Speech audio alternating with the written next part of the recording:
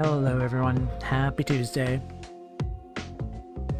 Today we're continuing work on the L House piece here. And the last time I worked on finalizing the sketch layer, and I did get some line art done today. So today I'm hoping to carry on the tradition of finishing the line art for this. And so far I'm already pleased with what I have already. The line art here came out pretty well, and I'm looking forward to lining out the rest of the characters, so it's gonna be fun today. I cannot wait to finish this entire thing. It's definitely felt, I feel like it's one of my best pieces here that I cannot wait to finish. Alrighty, let us begin.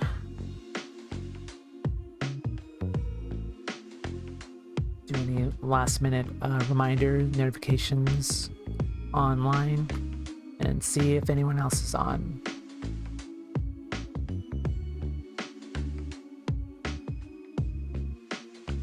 Okay. So Twitter is notified, Discord is notified. One more.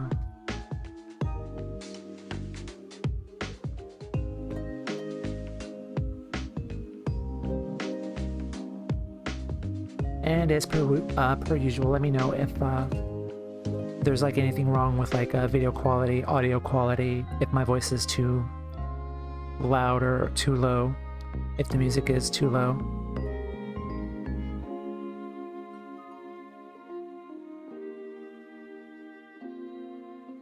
And note to self, silence my phone. Okay, that's done.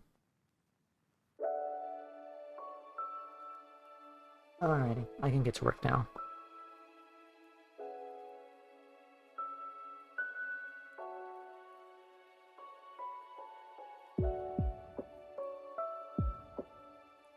Okay, so I think Amity's line art is done, so I'll just alpha lock that, and then I will fill Amity's body layer to black. King's line art is done.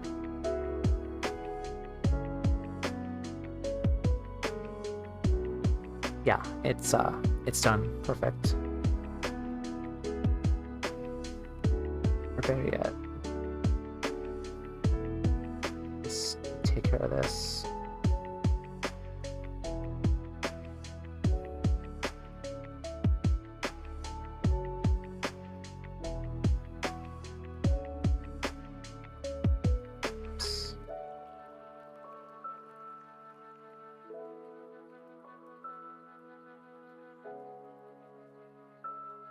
Do some last minute fixes.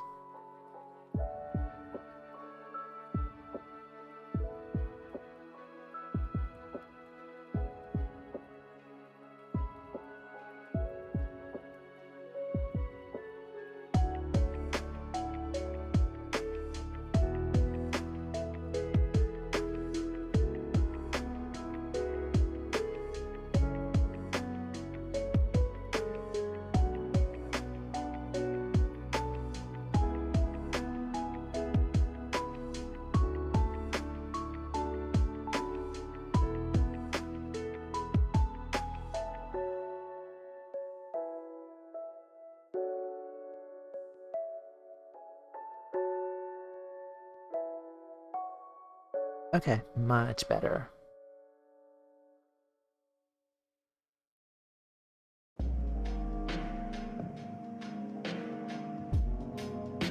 So then I'll fill his line art black. Excellent. So King, Amity. I should merge. Yeah, I'll merge down. Okay. She is done.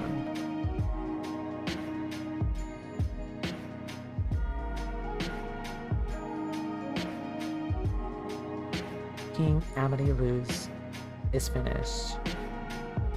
Now for these characters.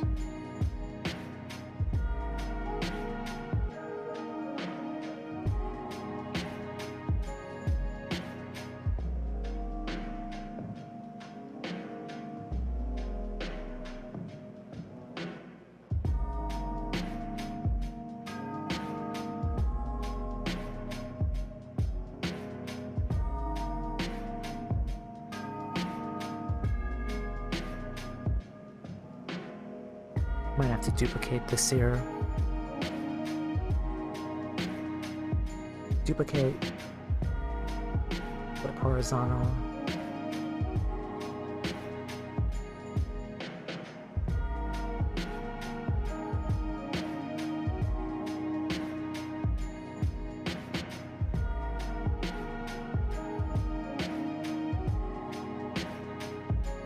Merge down.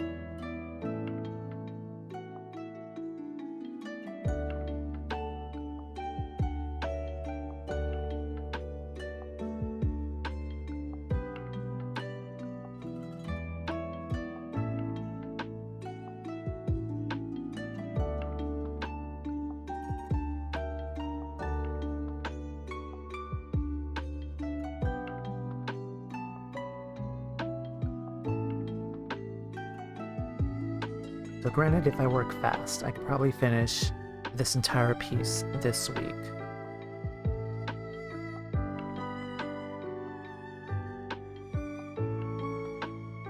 Because my personal due date for this piece is I want to post this publicly on the 28th.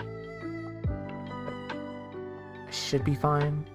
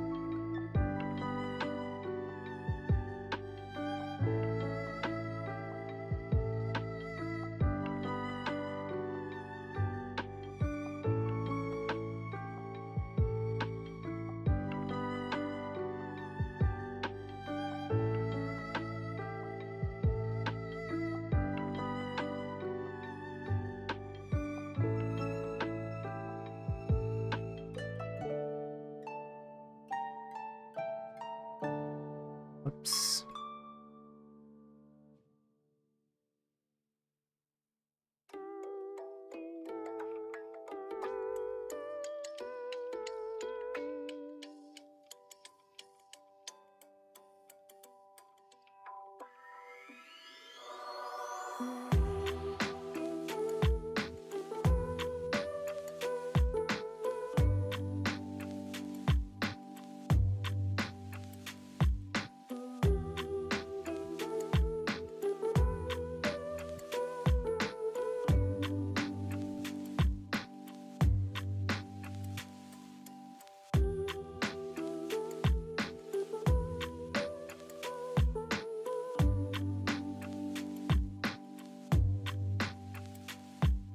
Okay, there we go.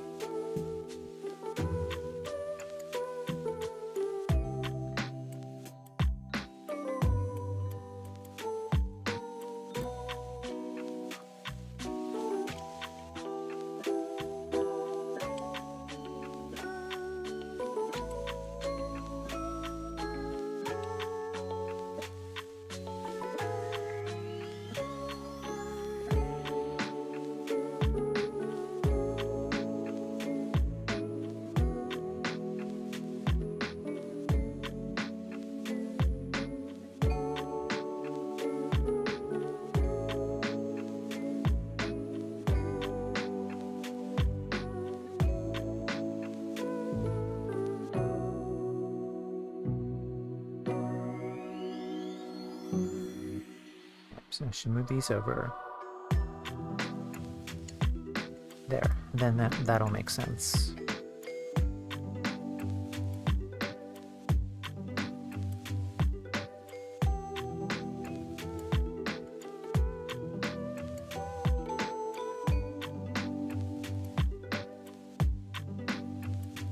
I think I could duplicate this hand as well,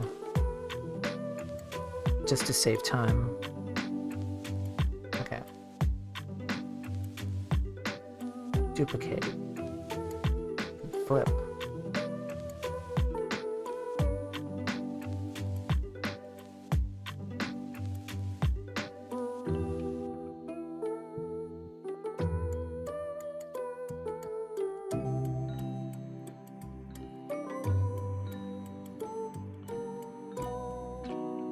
Merge down.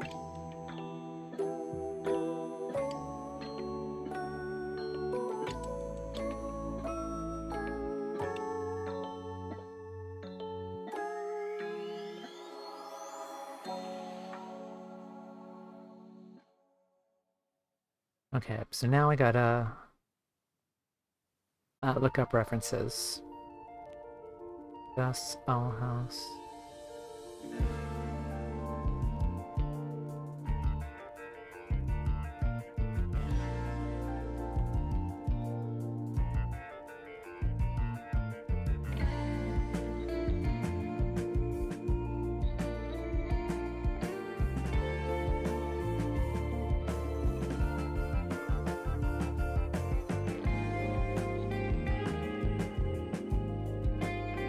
Thank God for references, because I would miss these details.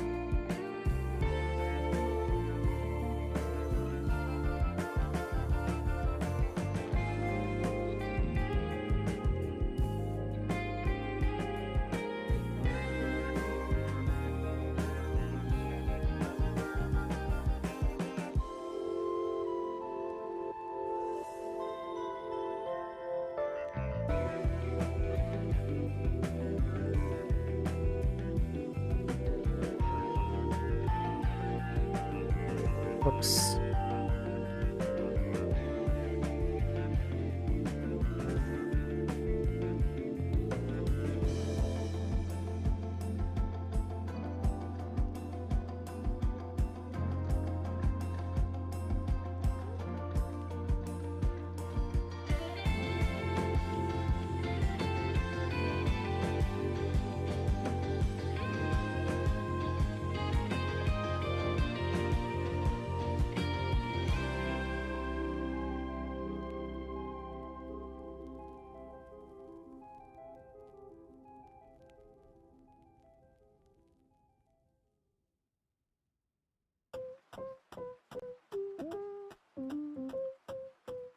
All right.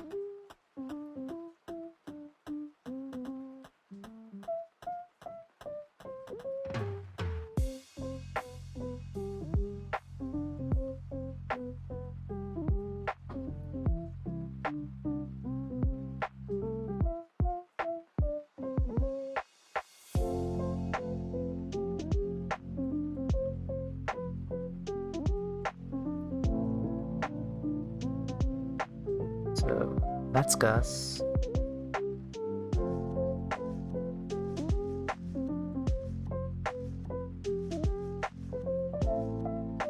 Then you are next. balanced.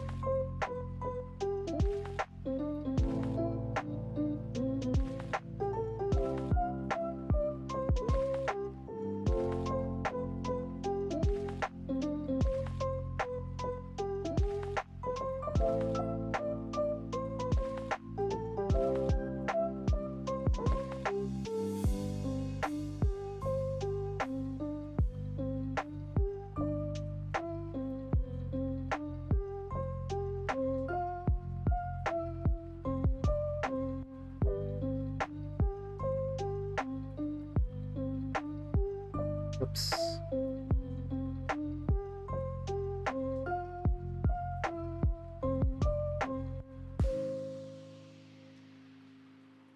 Okay, that shape is a bit too big.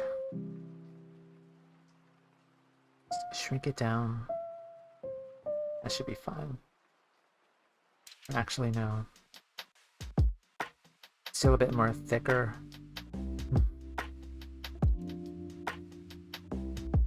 I guess I'll just have to duplicate this one. Duplicate. Make it a little bigger. Oh, make it a little more bigger. Horizontal. Okay, that should do.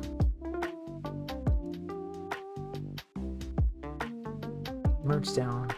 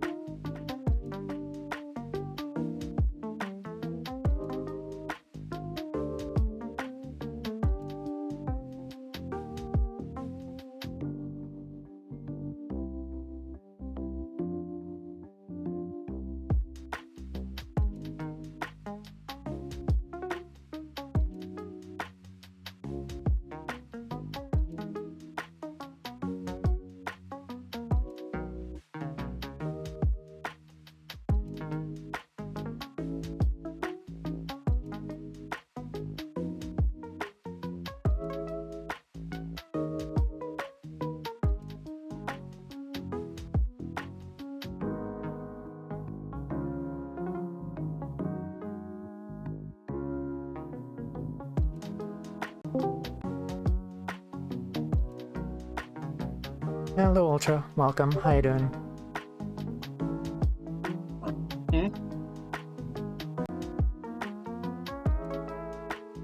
Awesome.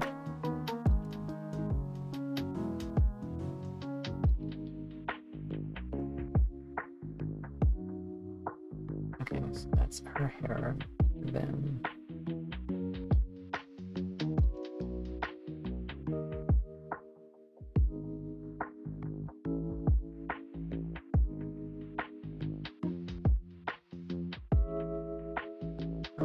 should I erase that? Whoops.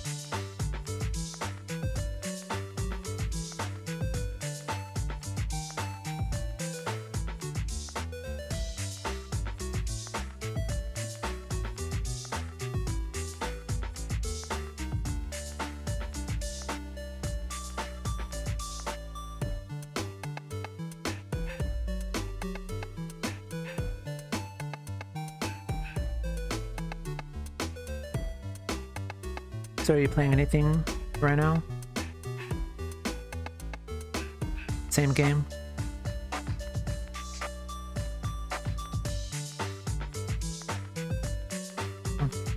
Guess not.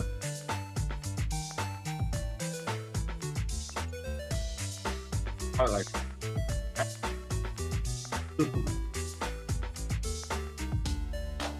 Okay.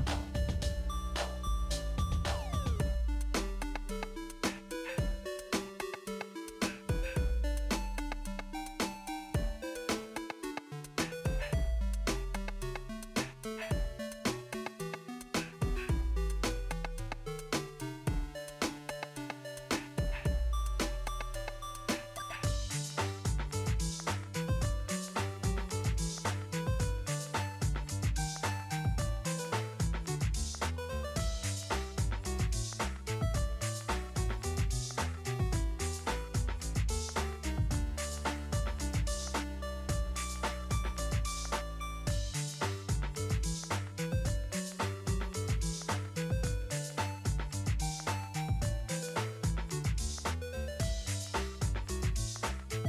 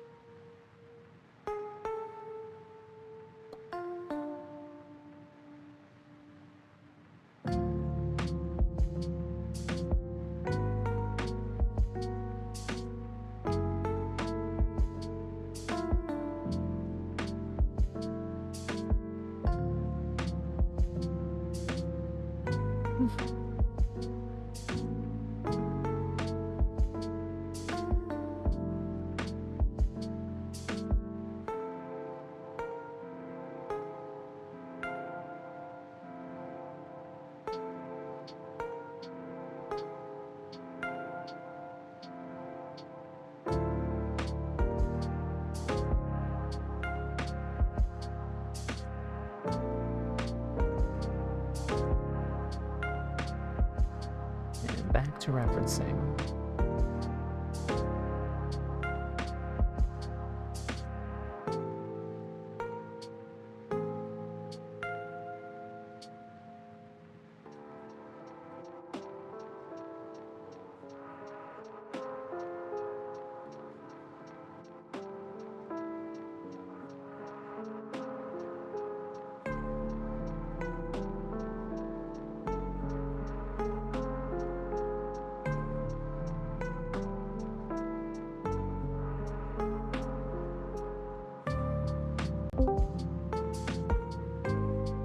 Hey, Rad, welcome.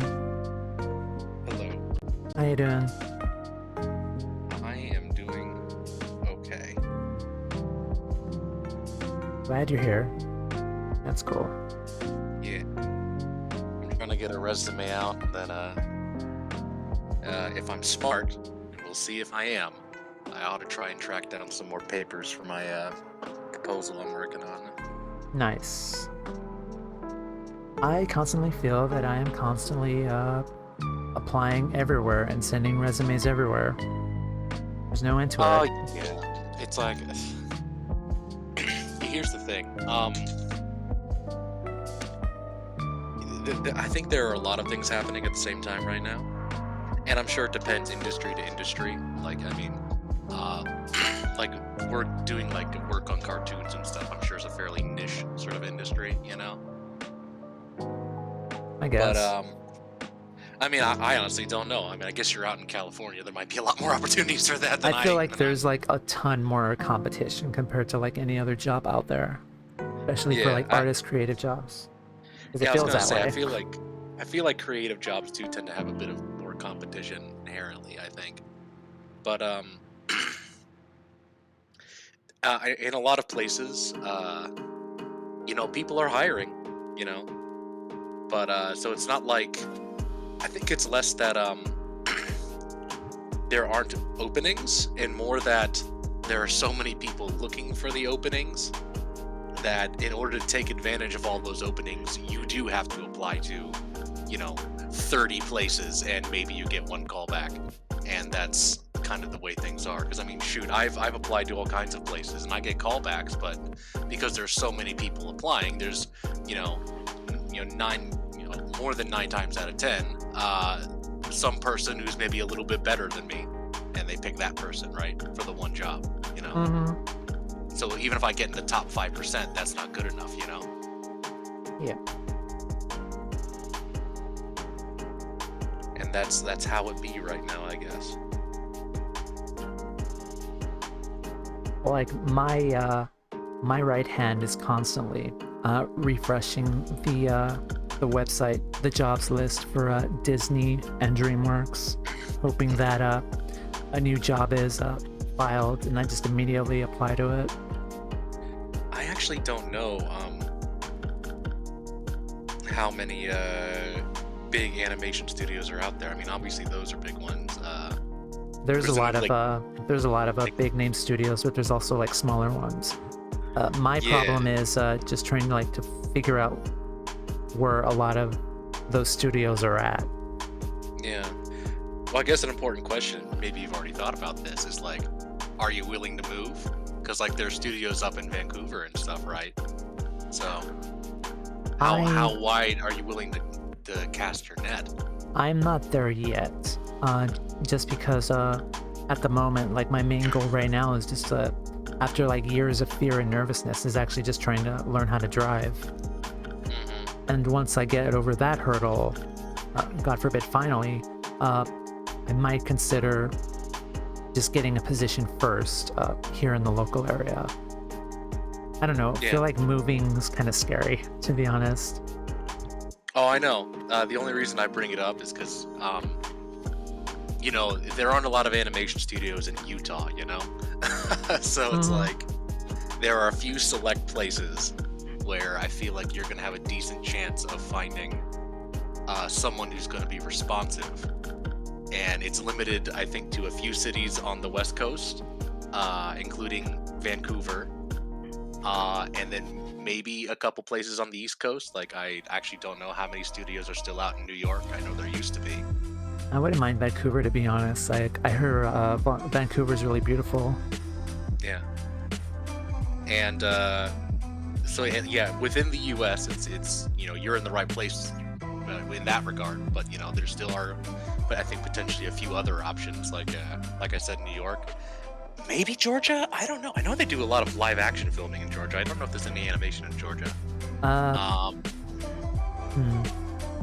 Yeah, I know there's like a lot of movie studios over there, but as far as animation goes, like I don't know. Plus, Georgia kind of has some faulty leadership, from what I've heard.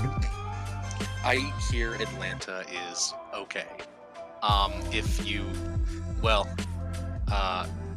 It might be a bit of a monkey's paw in that regard, though, because I think it's one of those cities where you kind of have to know how to drive, but also driving is a fucking nightmare in Atlanta. So is Los Angeles. We are notorious for horrible traffic. And hey, maybe I actually don't know. I feel like I've heard that Vancouver actually has good public transport, so maybe that makes it a good place to try. I don't know. It's tempting, it really is, but I don't know. Also, healthcare, because Canada. Really? Does it? Yeah.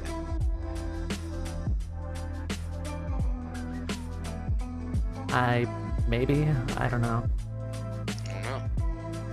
It's like, oh, if I get hired up there, but what if I get fired then? What am I gonna do?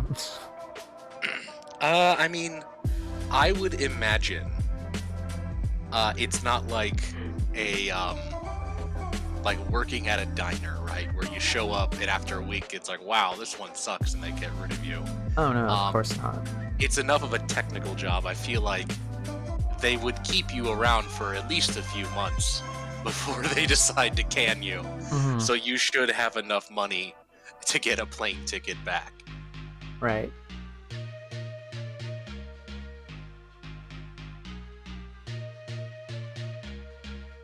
I mean, at the moment though, like I am also alternatively focusing on maybe doing like comic work, like colorist or...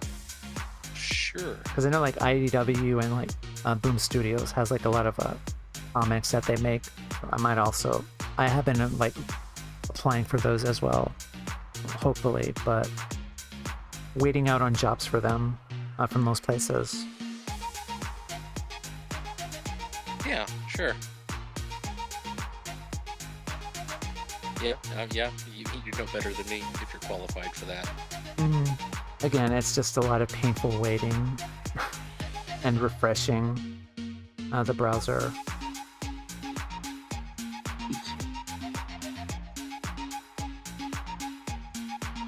Like I said, like I just feel like my full-time job right now is actually applying to full-time jobs. It never ends.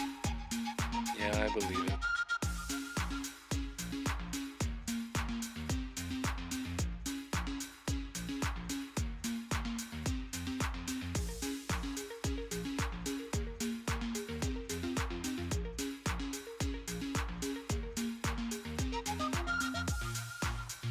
I do have like maybe like 11 applications for Disney right now, kind of waiting in limbo. So I don't know, maybe.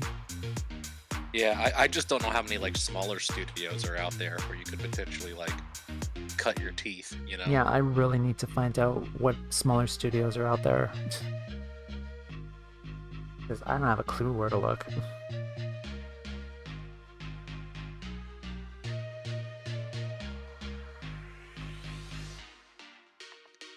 Let's see, just because I'm curious. There is... What is it? What is this called? A Squared Entertainment. Or Genius Brands. What do they do?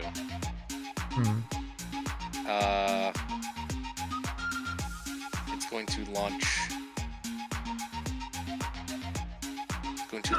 the cartoon channel with a K. Cartoon. Film the K idea, yeah? Or you Mortal Kombat. I guess they have some Marvel deals potentially. I did apply for Marvel animation. Yeah. And some Archie comic stuff.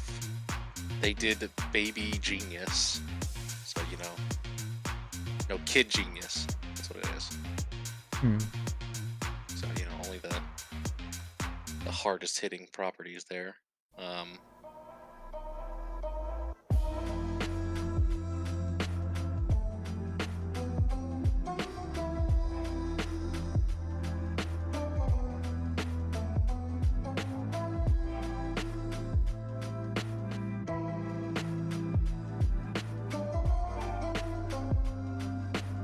No, that's not gonna do.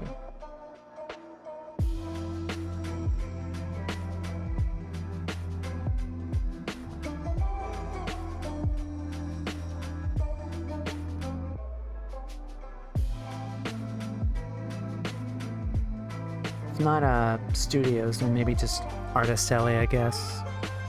Try that endeavor. Sure. That's my backup plan at the moment, currently what I'm striving for.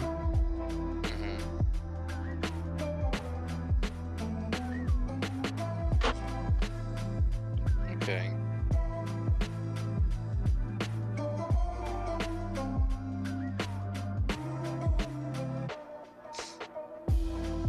Okay. There's Augenblick Studios. Apparently they did, what'd they do? Okay, no, it was opened by the guy who did Daria. And they are currently doing Teenage Euthanasia for Adult Swim. Oh dear. So they've done some stuff. They're in New York.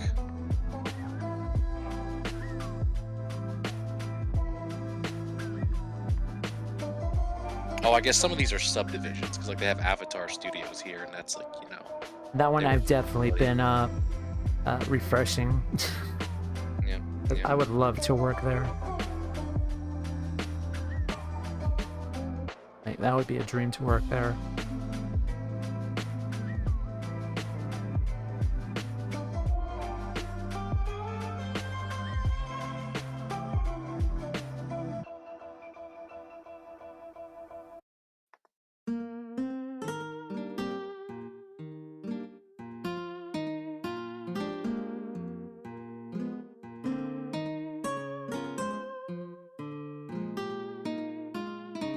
Also, at the same time, I kind of feel that my resume's kind of been lacking with like experience. I've noticed, because I've been putting down my artist self and then an internship. So I was only listing like 2 things, but I just said screw it. I've been adding recent commission work as part of the job experience too. Hopefully see that. Like, yeah. You want to get anything on there, especially if you can direct people towards like looking at your best work and stuff, right? Okay. Yeah. Certainly. Yeah. You want to fill out that resume with more than just 2 things for sure. That might be it, actually, probably. But I'll see what happens. Yeah. Because you definitely want to make sure people. Because here's the problem, right? Recruiters, and this might vary industry to industry, but a lot of recruiters will like look at a resume for like 30 seconds and then decide whether to push it forward or not. Yeah. Right? Oh yeah. Yeah. So I know even that. if you just get a bunch of shit on there, it's like, because I know you've worked on some animations and stuff for some people, so it's just like, just put that shit on there. Yeah, some commissions, and if you put a link to like some of the work that you do for commissions, and even just like your DeviantArt or whatever. It's like, just give them an opportunity to look at your stuff, should they so choose, and like fill that out for sure.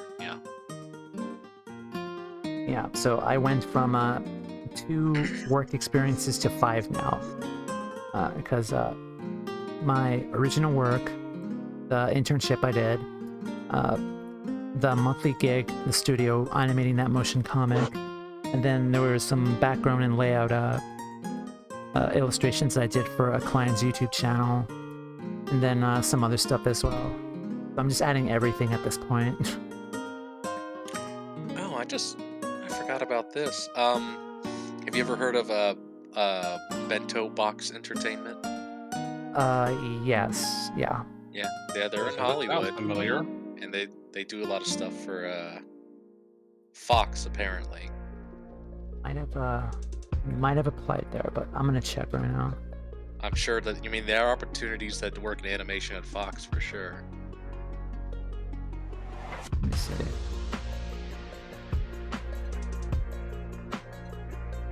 Because I think I saw a couple of job postings on LinkedIn, but I don't think I applied. But oh, Bob's Burgers. Yeah, those guys. Okay.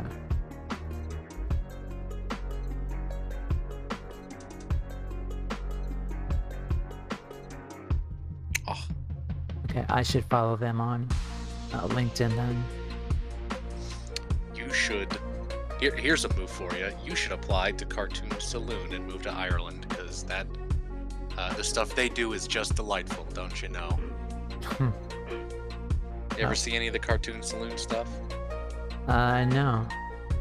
Like Secret of Kells, Song of the Sea, Wolfwalkers? I don't think I have. Oh, well, you should, because it's all very good. It's very, very Irish, very Celtic-y, very... I am not cultured enough to like know everything, every studio out there, but I'm learning, I'm trying. That's why I'm here. I'm telling you about all of them. Yeah. I'm not suggesting that as a realistic proposition. It's just, it's a small studio in a small country. But, unironically, if you have, like, free time, look up, like, Song of the Sea or something. All their movies are just fucking gorgeous. I'm gonna look it up. Like, it's one of those studios that should be in the running to win Best Animated Feature every time they put out a new movie, but they don't because Pixar exists. Mm-hmm. And like that's just what people vote for, because like half the people who vote for it don't even watch any animated movies and they just pick Pixar. Right.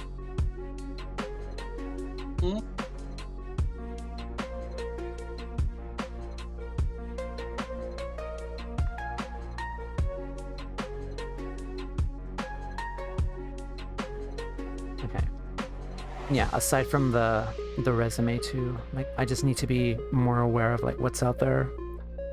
Because my only source right now for jobs is just LinkedIn, and I'm just going by that, but I mean, I'm sure that's pretty good. All I'm doing right now, literally, is I just looked up like animation studios on Wiki, and I'm just picking all the ones that say U.S. and say, it's like, well, where's this? That's all I'm Wiki. doing. Okay. Like I just found Cartoona. Apparently that's in Brooklyn, and they do shows for Sci-Fi, Comedy Central, and Facebook. I feel like for now I might have to look into local studios. I feel like a lot of these are probably in LA, but it looks like there are a good number of small ones in New York. So. Mm-hmm.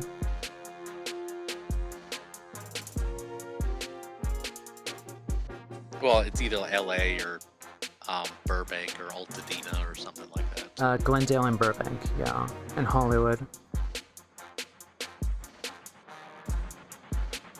I don't know what to do with your arm.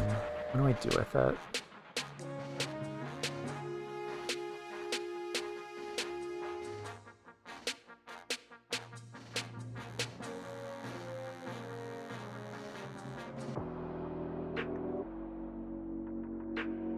Hello, Spooky. Welcome.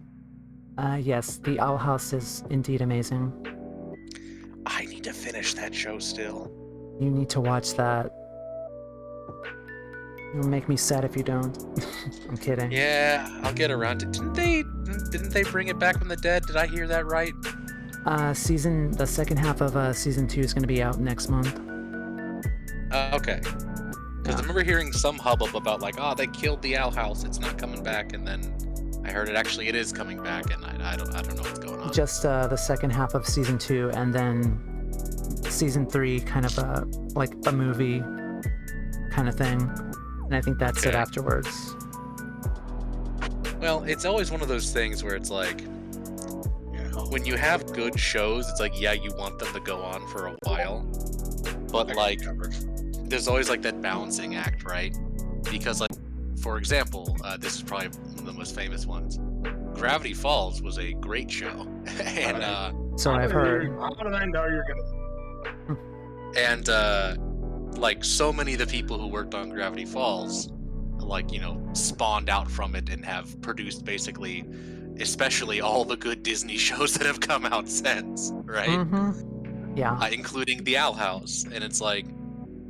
It would be nice in the abstract. It would have been nice for Gravity Falls to get a 3rd, 4th, 5th season, but old Alex had a vision and he wanted to do just 2, and he did just 2, and it was good. They didn't need any more. So, if the Owl House people are getting what they need to do what they want to do, then that's the best outcome, regardless of how many seasons we get. I feel like the Owl House, once these new seasons pop up, popularity will generate enough interest, hopefully, so that Disney TVA listens. Yeah. And yes, Luz and Amity are absolutely adorable. I love them.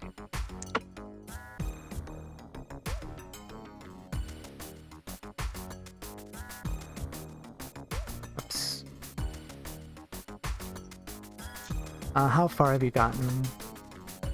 Fuck, I can actually just check right now. One moment. I can give an exact answer to this. There's Disney.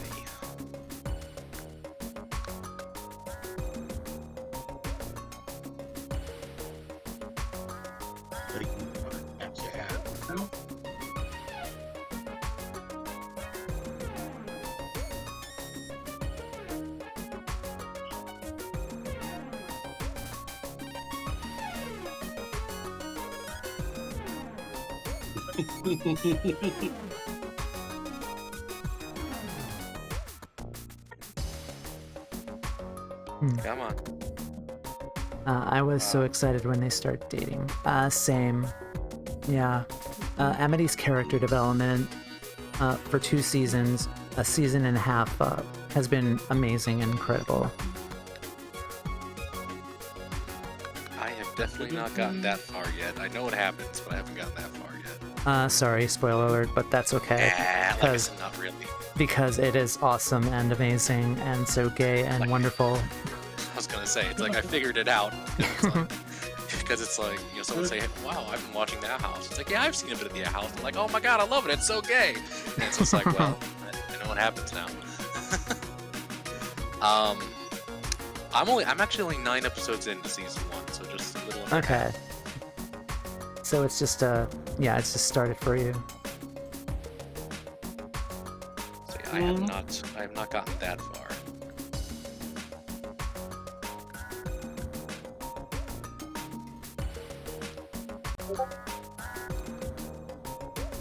Amity is awesome.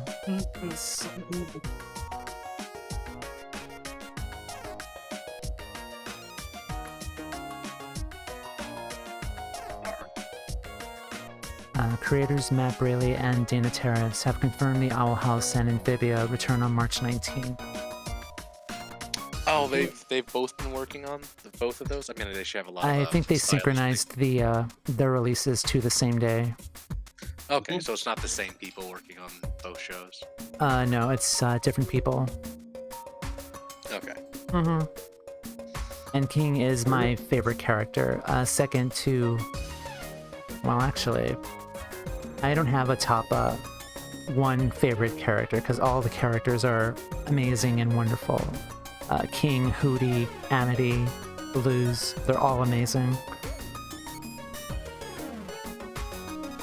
But King is definitely adorable.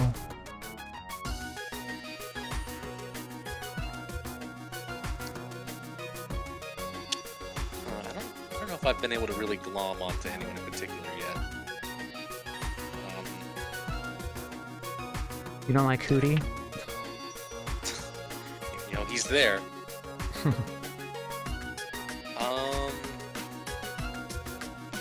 it. Technically closed the wrong one. Oh, King is very adorable. He's really cute. I guess, I don't know, if I had to pick one, I guess probably Ida has grown the most on me so far, but we'll see. She is best mom. Yep. Yeah. Oh, Welcome to Good Burger, home of the Good Burger. Can I take your order? Oh, that makes sense. Now that I think about it, I didn't realize Alex Hirsch was doing Hootie. That makes sense. And King. And King. And Spooky, thank you for the follow. Much appreciated.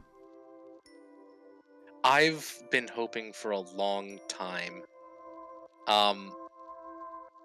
that mostly through the Alex Hirsch connection, that I would get to hear more of. I think is his actual name Matt Chapman. I don't know. One of the guy who did all the voices in Homestar Runner. I don't know who that is. Did you ever watch Homestar? I have not, unfortunately. Okay. Yeah, sorry. I don't think they've updated. Well, they do occasionally put out cartoons on YouTube still, but that was peak pre-YouTube Flash cartoon entertainment, and has influenced me greatly. Homestar Runner. And do you remember Mermando from Gravity Falls? I haven't really seen much Gravity Falls, but I've heard it's really good. The name yeah. kind of is familiar, though. Well, if you don't know about it, you don't know. But Yeah. that was a big deal for people like me, because it's like, oh my god, it's Strong Man. He also popped up the same guy popped up in the Aquabats. Because I know both of the guys from Homestar did get involved in like the industry, which is a big reason why they didn't keep on making Homestar. I don't think they were ever able to really sell Homestar Runner to a studio to make. But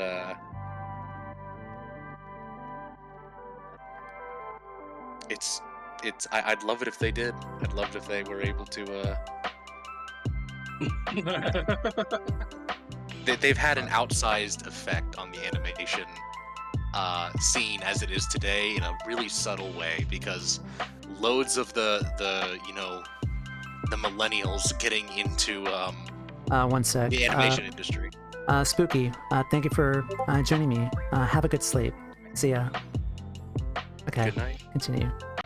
Yeah. But yeah, just loads of the millennials, especially the people about our age, getting into the animation industry. They grew up on Homestar. And that's why someone like Alex Hirsch, like, called Matt Chapman. It's like, I'd love you to do a voice, please. Mm-hmm. And they did. I'm actually curious what they're into now. Because the two guys who did it were called the Brothers Chaps.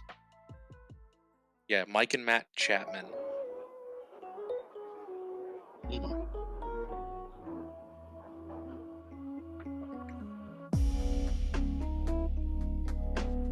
Oh yeah, that's right. They did have a deal with Disney. They were doing 2 more eggs for a while. Hmm.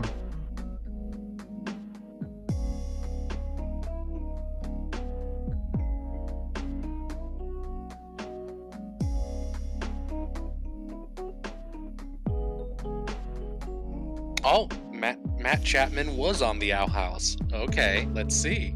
Oh, really? Mike was the more of the brains guy. He was the animator, so he wasn't really doing the voices. And I guess the last thing he did was 2 more eggs for Disney, and that ended in 2017. So I don't know what he's up to. But Matt was the voice actor. He did all the voices that everyone remembers. So it looks like he's still getting work at Disney. Which character was he?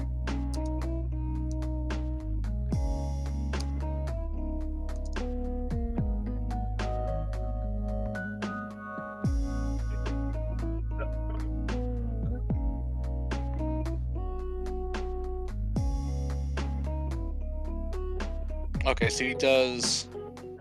It looks like he might not have any... too many voices. He probably does some background voices, and they called him just because, again, they knew who he was from Homestar. But, he voiced someone named Gilbert. I do not know who Gilbert is. Well, that's it. That's the thing where it's from IMDb or whatever you're looking on. Yeah, it's not ringing a bell. But I'll take your word for it. Yeah, I don't know. It sounds like mostly minor stuff. Yeah.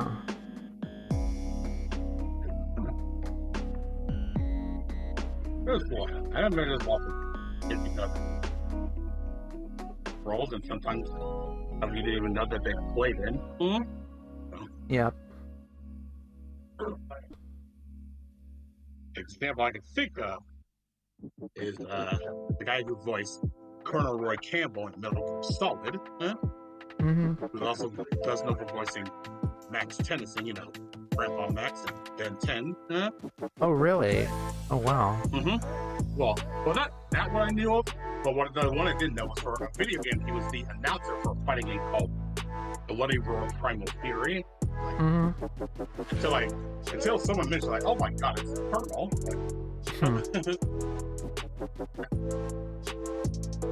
I remember Ben 10. That was a good show.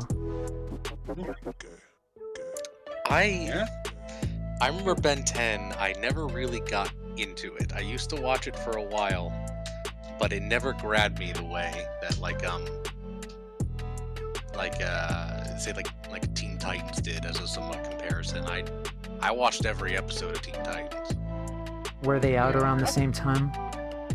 I believe so. There was some overlap, I think. Okay. I know Teen Titans was early 2000s, so 2003-ish. Right. Let's see. The first Ben 10 was 2005, so yeah, definitely, yeah.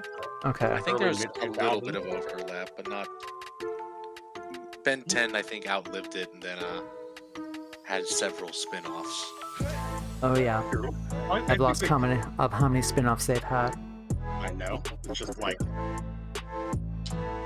I think at least most of them still kept at least the two people that voiced Ben, like, you know, young Ben is still has been always voiced by Tara Strong, as far as I know. The teenage Ben always being voiced by Yuri Lowenthal. Uh-huh. The only other actor I can remember is from the later 11, who's also voiced Greg Sipes' name, who also voiced me. And he also voiced Michelangelo and that series where Vicky and Donatello have a crush on young April. And it was anyway, that I haven't watched that one, but that one I haven't watched for so long. Right. That's it. Well, the two I watched them.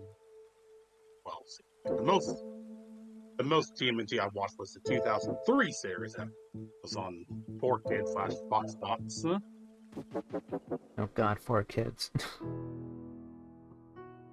It was, you know, I enjoyed it. Like I did too when they were releasing the shows, but like once I started reading like all of the in-depth stuff, kind of it really hit home how bad the censorship was for 4Kids. Oh yeah, I can imagine. Yeah. No? Even ridiculous.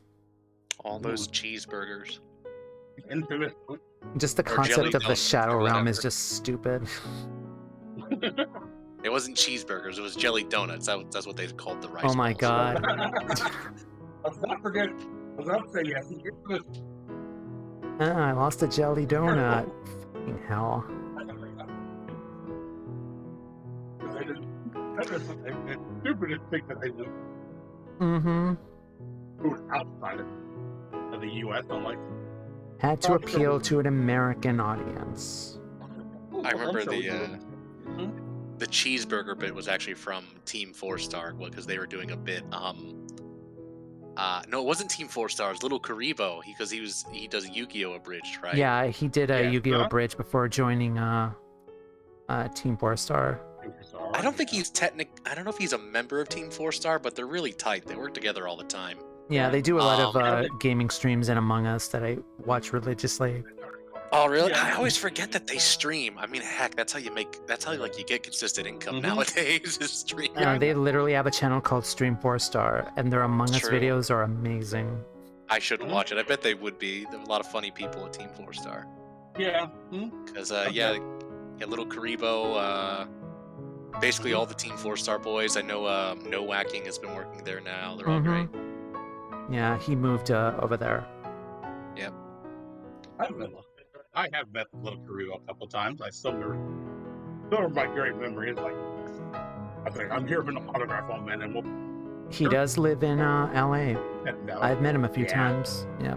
Oh, No Whacking, like at cons? No, Little Karibo, Martin. Little Karibo. Also at cons, I bet, though. Yeah. Yeah. Yeah. I think the 1 year, I think Team Force they weren't there, but I know Takahata heard it.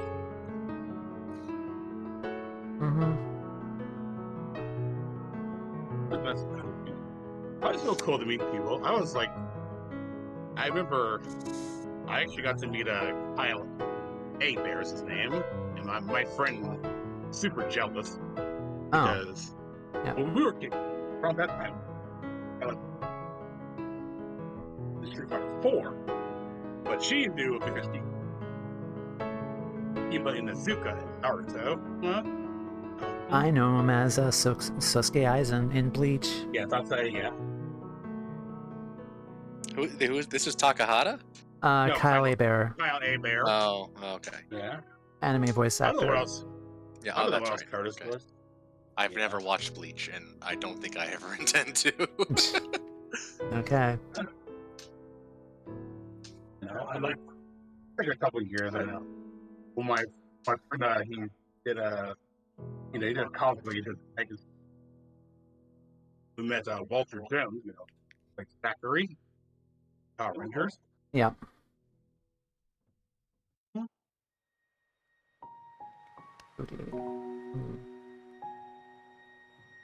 That was fun. Those victories.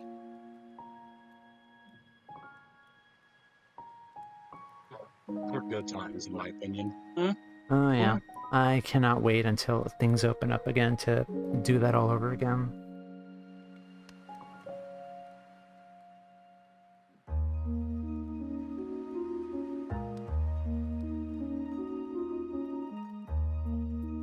Oh, damn, thinking it over, I feel like I've lived 2 past lives. Considering how long ago that was. In this company application, I almost feel like I should run these by people, because these strike me as some company values that, like, I understand why they're pushing them in terms of like trying to get results, but they kind of make me queasy because they feel very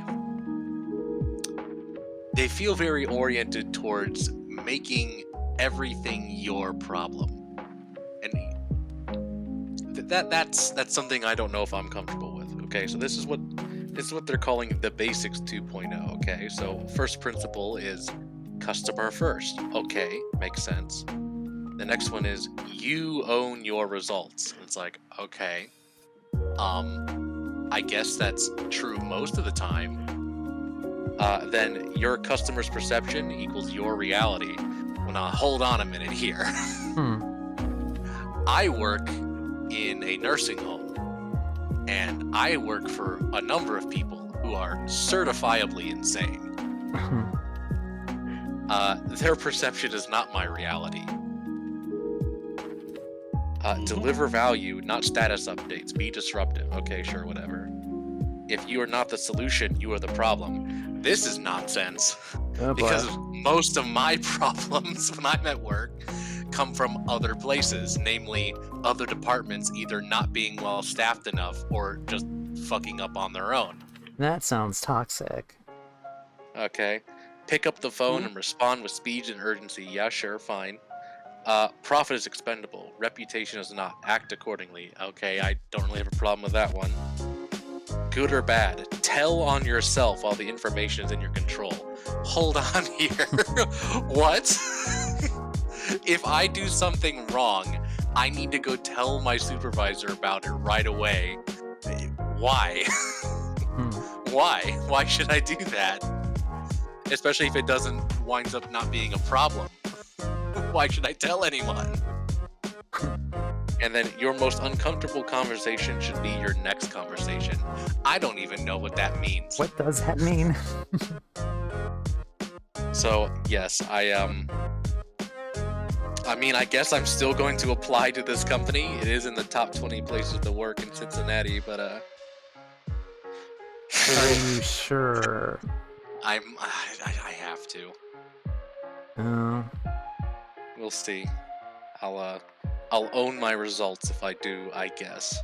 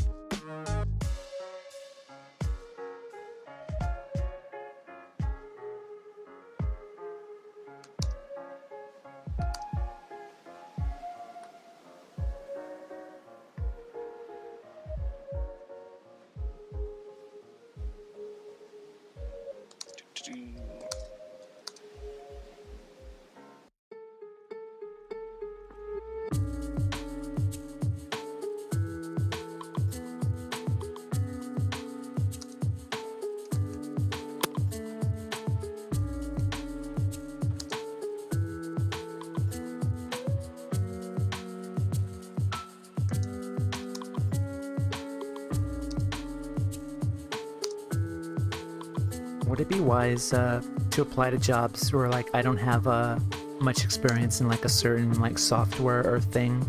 Because like my reasoning is I could just learn on the job. But what do you think? I don't know enough about like animation and like art software to be like super confident in this. Well, I would say maybe like in general, like for any other job, maybe. Yeah. Here's my thought process. Yeah. If the only thing that isn't matching in your resume is like you don't have experience with that particular software, I would still apply. Most companies, if they're willing to invest in like a experienced, like employee, someone who has expertise that is, valuable in of itself, if they're not garbage, they should be willing to train you on software, right? If I don't know all the ins and outs of like the animation or comics industry or whatever to know how willing different studios would be to train you to use those software.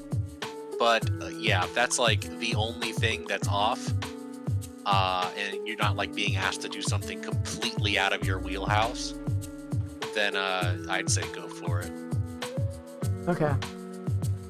Like I imagine the difference between like animating in 2D and 3D is pretty big, right? Oh god, I can never animate in 3D. 3D scares me. Yeah, so something like that.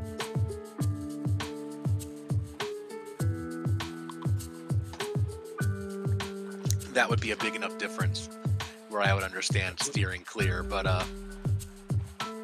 like from what little I know about like some tools that are used in like 2D animation, like Flash and Toon Boom like operate on like some of the fundamental similar concepts, just different programs. Though I don't think anyone uses Flash anymore because Flash is dead, right? So. Adobe Animate. It's Flash, but like with a fancier name. Probably more expensive. And even then, I don't think a lot of people are using Adobe Animate anymore. Because I've noticed a lot of jobs are using like Storyboard Pro and Toon Boom Harmony. Yeah, I mean, that's just kind of what I've heard is that people have just sort of decided, screw Adobe, and maybe they deserve it. That's the thing people have been doing. It's because for whatever reason, like Adobe has been like, I guess, super convinced that like their animating software is actually not for animating or something. I don't know. No. And as such, it's like there's a lot of pressure to move on to newer and different programs. With the big one, the biggest one I was aware of being Toon Boom. But I actually remember that. I remember that being said. I don't remember by who. That like part of the impetus for shutting down G4 Pony was because it was still running on Flash and had been doing Flash for 10 years, and just everyone wanted to move away from Flash, which is why they shut down that show and shut down that studio. Jesus, like 9 seasons. That's really good. Yeah. Well, I remember it being said that, like, I don't know if this is a technical accomplishment that's going to get that much recognition because no one's using Flash anymore. But, like, Pony was pushing the very limits of what Flash could do. So. Oh, I believe that.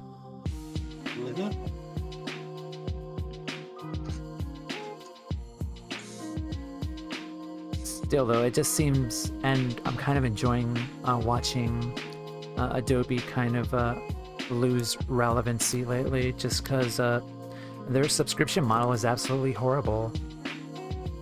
Yeah. That doesn't sound surprising.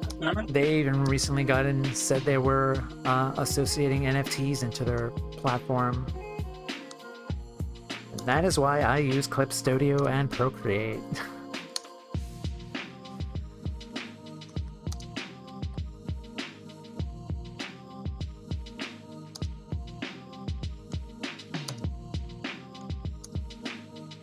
God, I can go on a tangent about NFTs too, but I hate that people are normalizing them. As a creative, that's really damaging. I don't think. I don't know. I don't know enough to say. I feel like NFT, basically everything revolving around crypto, including NFTs, I think they're going to stick around, unfortunately. I don't know if they're going to get much bigger. I'm not super confident in that, but here's why I say that. It's because the way that all works, being so inherently volatile, where like with crypto and with NFTs, the only reason they have value is because there is an assumption that they will gain value in the future. Yep. That is like such a flimsy, volatile thing to base a market around, that like if money can be made off of something, somebody will make money off of it. Yep. But like crypto and NFTs as a concept are just so volatile and so flimsy that the idea that they could do something like begin to replace like government currency or something or like supersede like typical stock trading or something is, I think, pretty unlikely. I'm not an economist, so grain of salt on that perspective. But I especially think without real buy-in from the artistic community and like artists, like sort of in general, I don't think NFTs are really gonna take off that much. I mean, people will make money on them, and some people will make a lot of money just because of really stupid like market pressures. But like everyone was making fun of like the monkey NFTs, right? Why are people making fun of those? Well, because they were bad, and they were bad because NFTs were a concept that were invented, and then actual art was like invented just to serve that concept, right? It's like there at no point. A lot of those monkey NFTs are actually from generators. Yeah, exactly. It's like, it's not like someone lovingly crafted a piece of artwork and was convinced to make an NFT of it. No. People throw together some bullshit after they have already come up with the idea of an NFT to make money on it, right? So it's like there's no art, there's nothing that enhances like the art in the whole concept of an NFT, right? There's no impetus on like making good art. It's just wholly commodified, and that's it.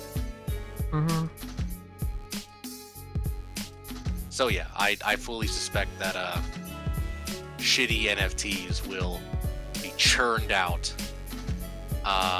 to be gobbled up by either very predatory or very stupid people for a while. My worry is them making NFTs of people's art and selling it for high profits and stuff. That's why I'm mainly mad about it. I remember heard that there were potentially some plagiarism or art stealing type problems, but I wouldn't be able to tell you how any of that works. But like, I feel like if you were there's like the potential for that happening a lot, and that's why everyone's mad about it. How does that work then? Because if you were to ask me, like let's say you make a piece of artwork and you have it online. If someone just swoops in and says, "Oh, look, I made an NFT of this," it's like, well, wait a minute, that's my shit. You can't do that. It's like, I feel like there'd be legal action that could be taken, Yeah, I kind of see. Yeah, that would be possible. But again, it's just the headache and the use of resources and stuff to make the damn thing, and it's frustrating.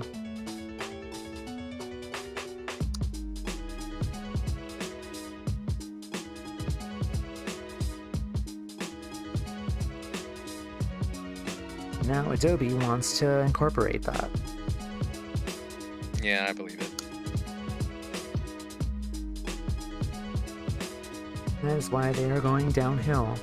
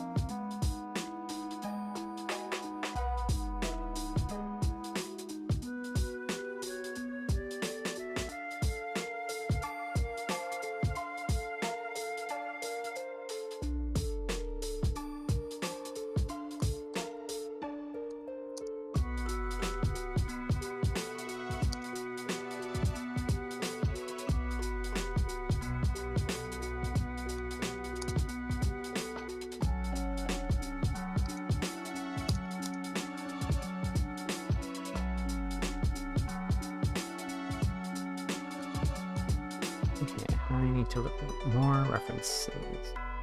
Let's see.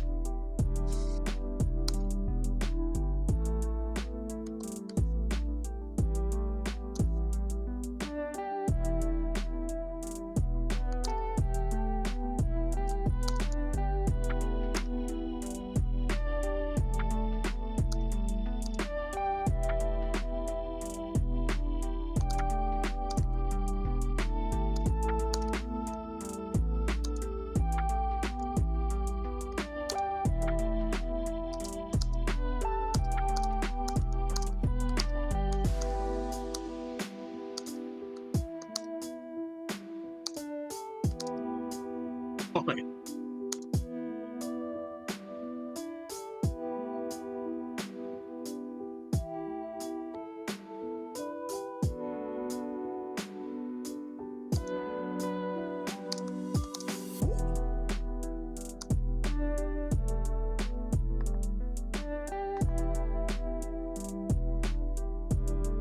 Oh my gosh.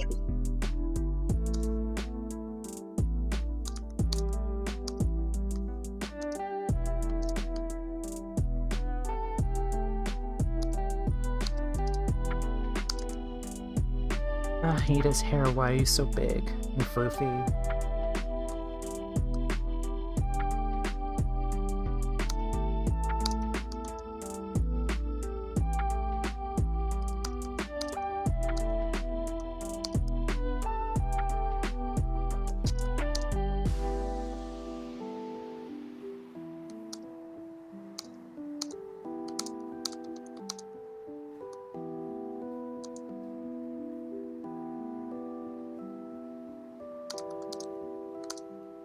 Did apply to work on the Owl House, but seems like their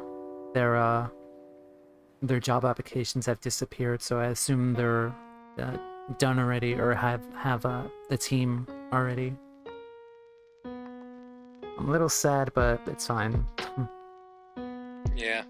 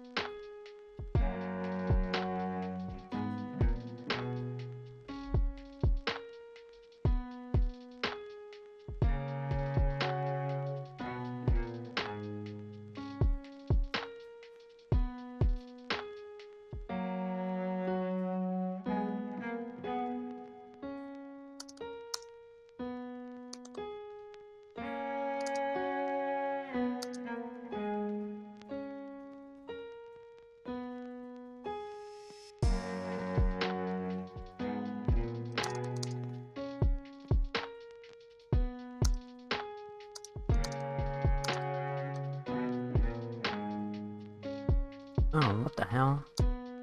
I looked at the clock and it was 7 p.m. Then I looked at it again, now it's 7:27. Where the hell did the time go?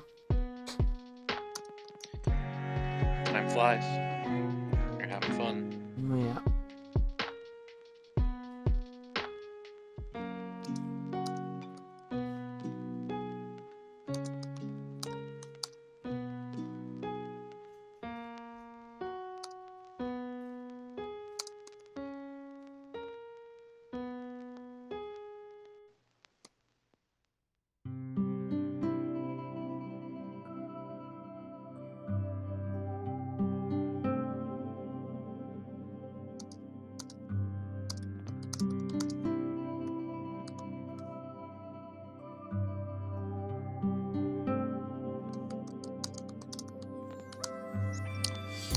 Oh yeah.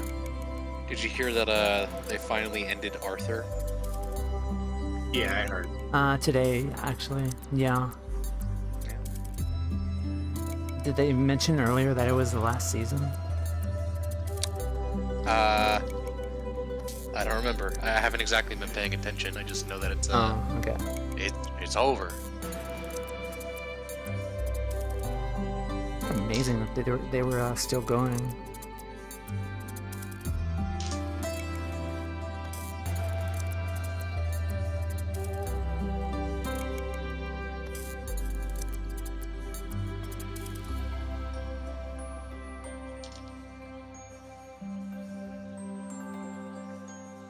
Oh, you don't miss, baby. Let's go. Huh? Hmm. Sorry, I got a grenade kill. Just threw it. TF2? Rainbow Six Siege. Huh? Oh.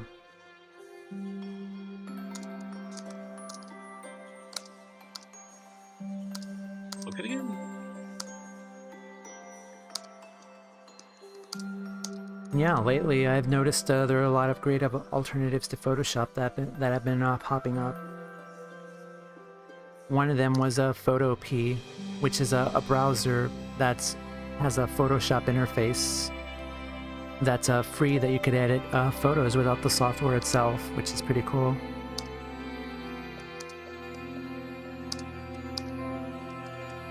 And I will link it in the chat.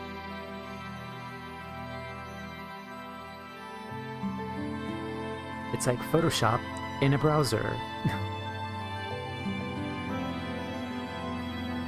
So it's very convenient.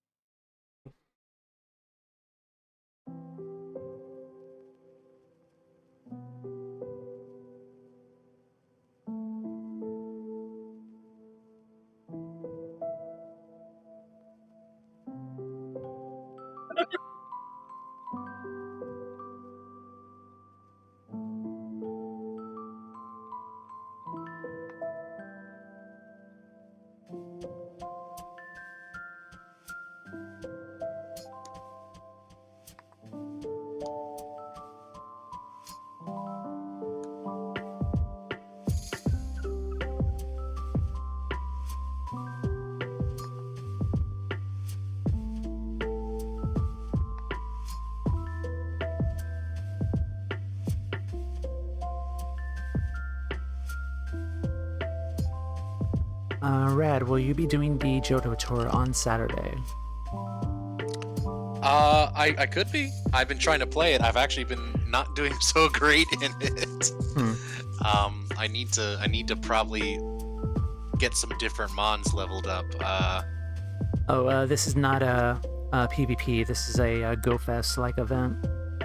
Oh, that's right. Yeah, actually, I am off Saturday, so Okay. yes, I will be able to do it. I will do the Johto tour. Woot.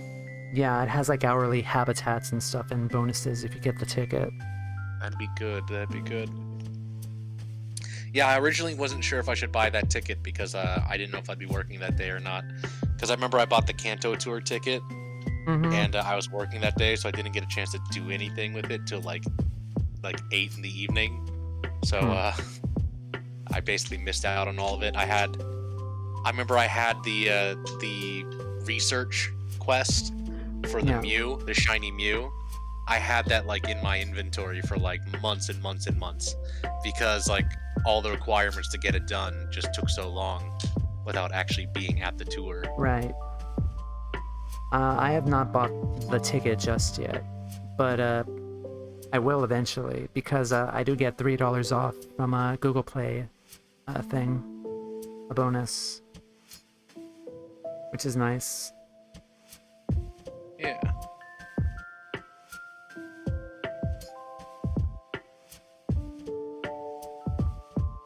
Oh shoot. But yeah.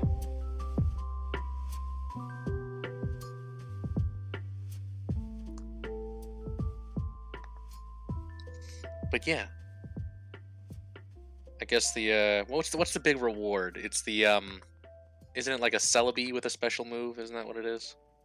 It's a Celebi with Magical Leaf, but you also get a Masterwork research thread thing, like 11 pages, and you get a Ho-Oh with Sacred Fire Plus and Sacred Fire Plus Plus, which is a much stronger version for raids. And you also get, yeah, and you also get a Lugia with Aeroblast Plus and Aeroblast Plus Plus, which is stronger for raids as well. And they're both Shadow Pokemon, I think. Okay. Mm-hmm. I'm just doing it for like the item bonuses that they give you.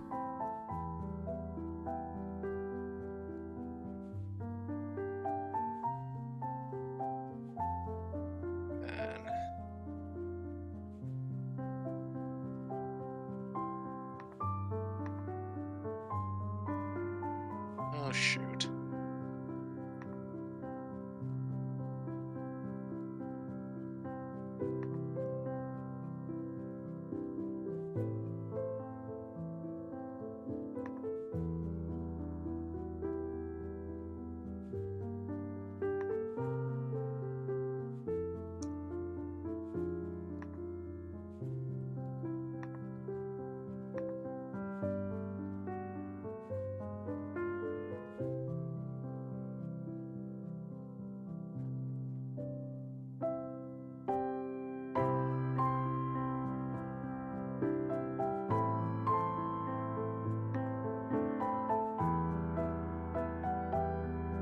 Have you tried much of the Johto PvP yet? I have not. I was gonna do the Love Cup, but I did play the shit out of the Love Cup because I did figure out the meta for that, and I was actually able to get to Veteran, so that's good. I'll get some more rewards. That is really good. Yeah. Did you hear about Season 11? Isn't that coming like next week or something? Uh-huh. Did you hear about it? I know that it's technically not going to like place you in a rank or something. I know it's going to be different. It's unranked, because I think they're finally going to fix the PvP errors and stuff. Yeah, I know I know it's going to be a shorter season. And honestly, depending on the rewards they give you for it, I'm fine with that. If you can still get to level 20 and they get like 150 Stardust, 150,000 Stardust, it's like I'm down. Yeah. I imagine it probably won't be giving you those kinds of rewards, but that's always like really good because I actually blew. I had gotten like something like 350,000 Stardust after Love Cup. Like I had gotten a lot.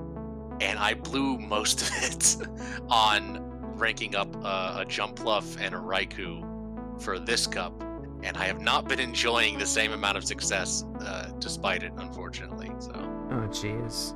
So if I could get most of that back at the end of this season, so always remember, when the season ends, you put on the star piece, and then you get your end of season rewards, and you can get like 225,000.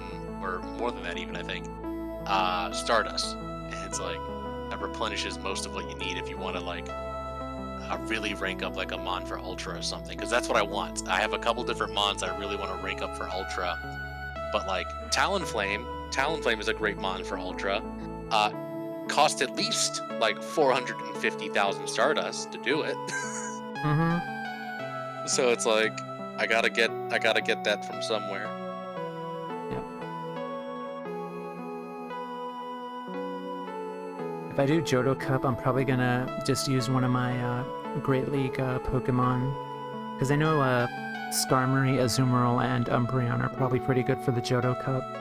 It's always tricky with the meta, right? Because Skarmory is, in terms of stats and like win rates, the best Pokemon in the cup. Okay? But everyone has something to deal with Skarmory. It's either an Ampharos, or occasionally a Raikou, or a Magcargo, or sometimes you see a Steelix, right? Or a Lantern or something. Or a Lantern, especially. So it's like, you gotta like, that's at least like the tricky build crafting, because there just aren't that many mons in Johto, right? Especially usable mons for this cup. Mm-hmm. It's like the likelihood that your opponent is going to have like a just absolutely devastating switch if you get like a bad first draw, right, is really likely, right? Mm-hmm. So if you throw out a Skarmory and like they're expecting that, and they put out an Ampharos, it's like, oh well, how do I deal with an Ampharos? Well, I don't know, I throw out a Quagsire. The likelihood that they don't have either a Meganium or a Jumpluff or even like an Azumarill or a Bellossom or something to deal with it is very, very, very, very small. Right? So it's like, if your first draw isn't good, the chances of you losing is really high in this cup. Mm-hmm. Yeah, I did some PvP this season. I got 50 wins and 50 wins and 20 losses, I believe. Yeah. So I did get pretty far, like up to level 12, I think, but I want to do more, because I think I found a great League team for PvP, which was Stunfisk, Altaria, and Sableye Purified. It was the one that I raised all the way to hell. This is just for regular Great League? Regular Great League. Oh, and that's Galarian Stunfisk? Or Galarian Stunfisk.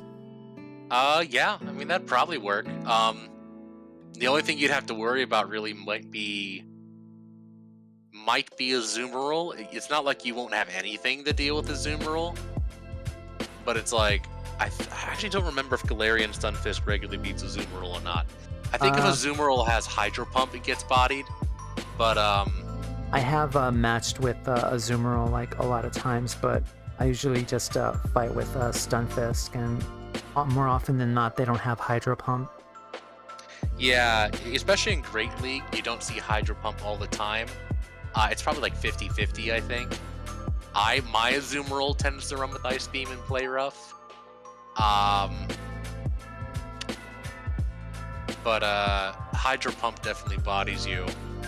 I think a lot of the wins was mainly from the Sableye that I excruciatingly trained up with XL Candy. Yeah, Sableye is not that common, but he's pretty good. And I think a lot of people don't really expect him.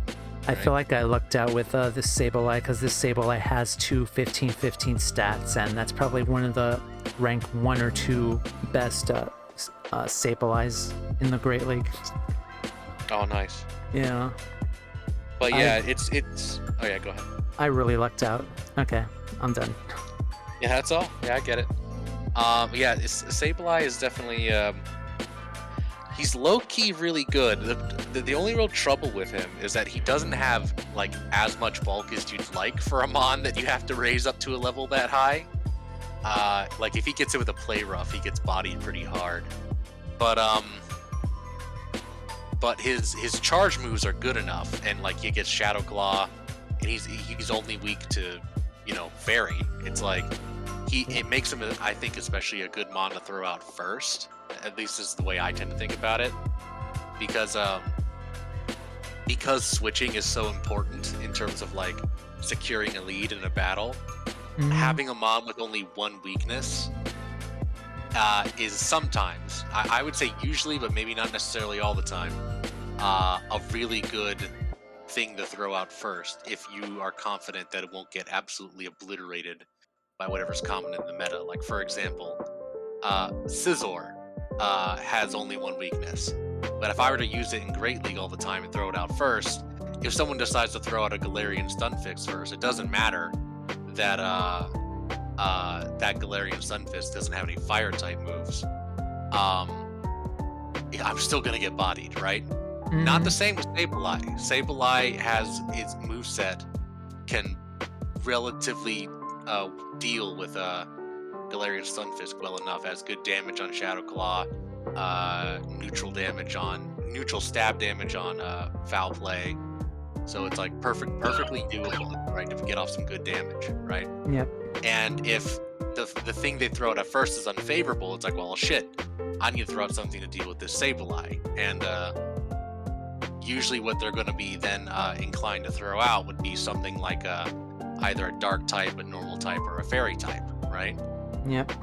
So then your backups can all be geared towards dealing with that, right? And that's how I think about it anyway.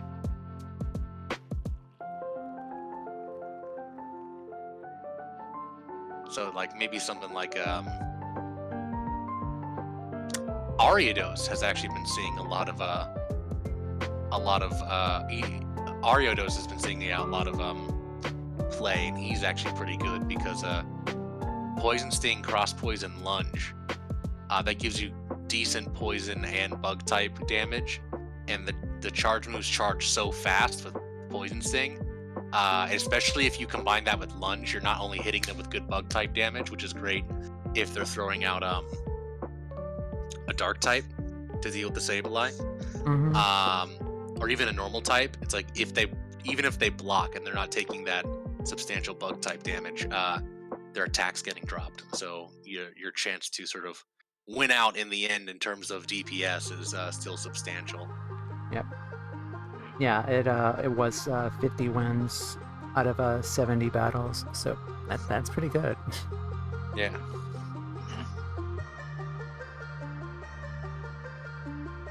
So yeah, that's the only thing. Like, again, it's not as simple. Like, that's just the way I think about it. I know there are lots of successful teams that people go really far in where they have like dual weaknesses, right? So like my first hesitation is like with what the team you described is you have a Sableye and a Altaria, both really good mons, lots of good win ratios. Both of them are weak to Fairy, and that makes me nervous. So it's like, and it's always tricky, right? Because like, let's say you put one of them out, right? And they happen to lead with a Fairy. If you throw out your Stunfisk to deal with it, which would make sense because Stunfisk resists Fairy. Stunfisk is usually first in my party. Okay, so like that's reasonable too, but it's like there's still a number of situations where it's like if you're not confident that they're going to lead with a Fairy type that could hit both of those mons, and you lose your Stunfisk, and it's like, okay, wow, you killed it. They throw out, say, I don't know, a Skarmory first or something, right? Galarian Stunfisk can deal with Skarmory. You managed to kill that Skarmory, but you've taken enough damage that then they throw something out to finish you off. It's like, okay, well, I'm still ahead. And then you throw out your Sableye, like, oh, okay, and then they switch in like Clefable or something. It's like, well, I lose. Because that Clefable is going to just blast through the Sableye and the Altaria. I have not been running into many Clefables, though, which is a good thing. Charmers definitely pop up in Great League. I mean, the most common Fairy type is Azumarill, and Azumarill is always running with Bubble. So Azumarill isn't as immediate of a threat to a Sableye the way that a Clefable or a Wigglytuff or a Granbull would be. But Occasionally, you don't see a lot of Aromateas or Slurpuffs, though. They're around. They're everywhere on the field. Yeah. Aromatisse is actually... I'm surprised you don't see as many Aromatisse Charmers, because I guess Aromatisse's Fairy-type move isn't that good. I think it's Disarming Voice, which is like Fairy-type Crunch, which isn't terrible. Yeah. But then it also gets Thunderbolt, which would be like really funny against like an Azumarill or a Skarmory or something, where they'd be more confident. But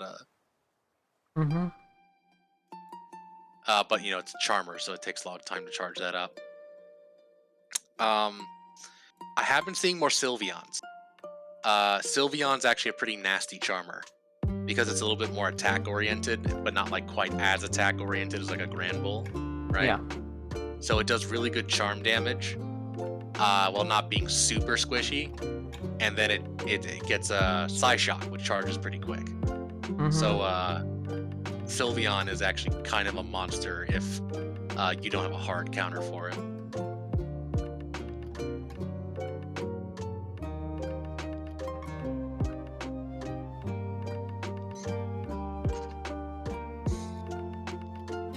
Yeah, I've mainly been doing a lot of trading back and forth between my 2 accounts for the XL candy. Because is that how you get XL candy? So the bonus for this season is every time you trade a Pokemon, you get 1 guaranteed XL candy between the 2. Is it like a neutral one? What do you mean a neutral one? Oh, like a neutral trade, not a special one? Oh, I mean like an XL rare candy is what I mean. No, not a rare candy, an XL candy for the Pokemon. Can you trade, guaranteed. Sorry. Oh, no, I see what you're saying. I'm just wondering then, like, if I were to trade you, let's say hypothetically, I were to trade you a Stunfisk, right? Could you trade me that Stunfisk back? No, it's 1 trade. That's what I thought. Okay. Yeah. So it's not grindable. No, it's not.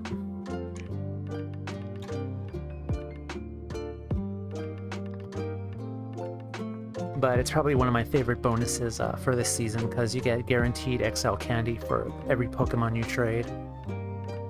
Yeah, that would be good. I am attempting to try and get a Galarian Stunfisk with all the resources I need to make it ready for Ultra.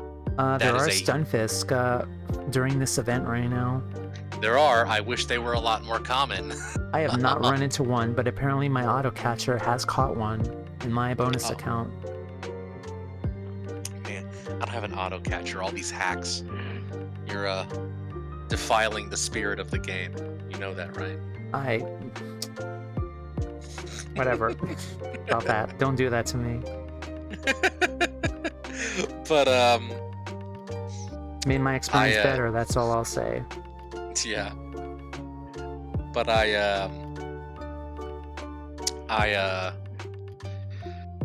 have run into a few Stunfisk. I wish I had a lot more, because oh boy, I can just take a look at it right now.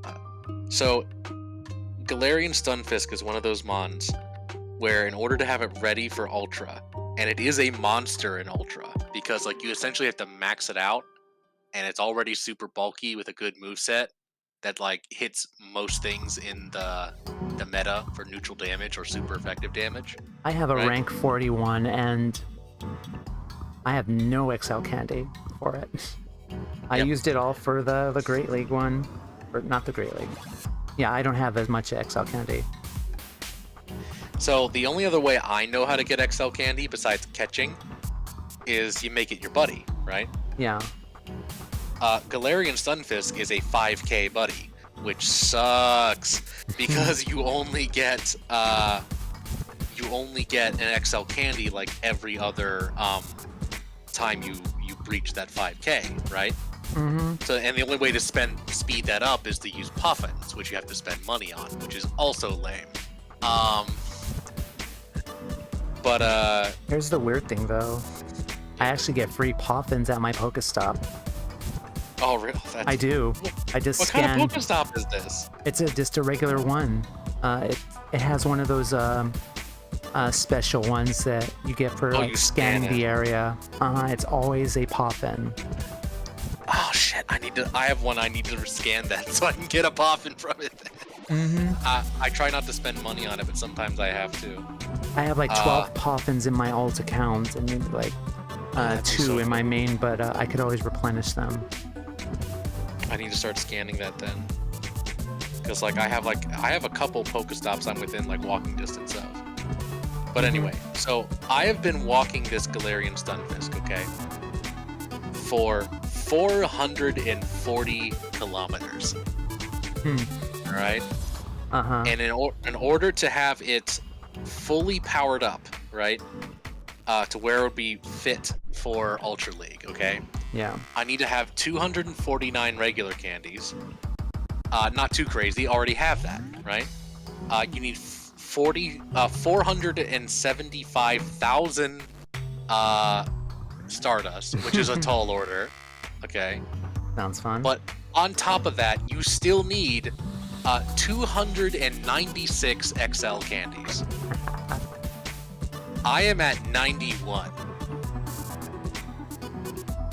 So unless I get some sort of infusion, it is going to take me months to get this Mon to the point where I can use it in Ultra League. It would theoretically be worth it because Galarian Stunfisk is #1 in Ultra League, and it's super uncommon because it's so expensive. So people don't plan for it, so you can blast through enemy teams pretty hard if you have one. I should raise though the one I have because I have a rank 40 Stunfisk.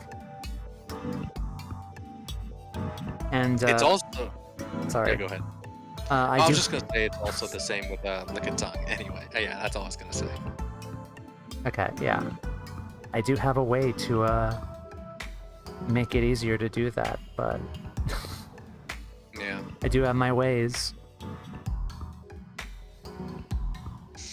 Yeah. Yeah. I could tell you if you want, like off stream. Sure. Why not? Let me see here. I'm probably gonna get off in the next 10 or 15 minutes or so. I'm gonna just grab a couple papers. Let me And, just go to Amazon and look it up, and I'll help you out. What is this for again? This is for getting candies. This is for getting candies and counting steps. I see. Okay.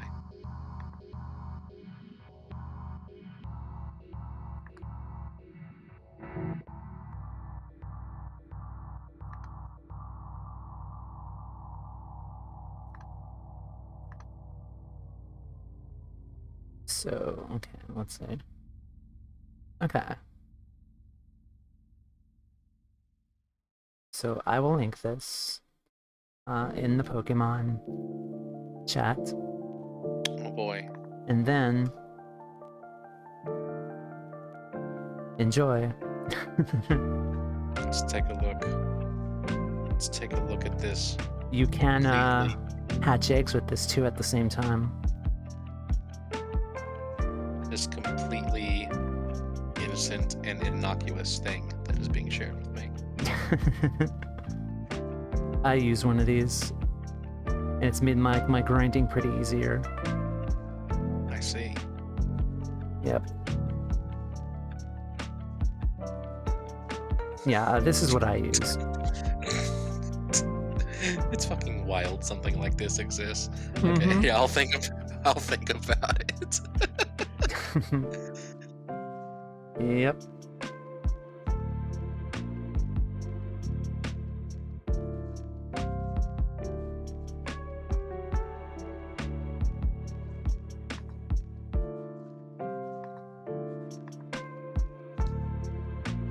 But yeah, this was how I was able to get to raise my Sableye for Great League. Okay. I did that without any assistance. Mm-hmm. Just so you know. Yeah. Like I would normally do that though, but again, trying to find like perfect times of the day, and I do live in a shady ass Yeah. like mini mall area. Plus, I'm also a woman too, so there's that. I'll concede that with the way my job is, I tend to do more walking. Like, without going out of my way, I do tend to get at least 40K a week on just naturally, without like going out of my way to get more. Just because of my job and shit. So. Same time too, I probably should just go out for a walk. At least walk to like the Starbucks in the area and just do a raid. Because I also learned that you could host raids on PB Poke. Oh really? You can? Pokegenie, I mean. Oh, okay. Yeah, you could host raids and people will come to you and you could take down raids and get experience and candy and stuff. Okay. Yeah, I really should do that more actually. Why the hell am I not doing that? Also, I get exercise.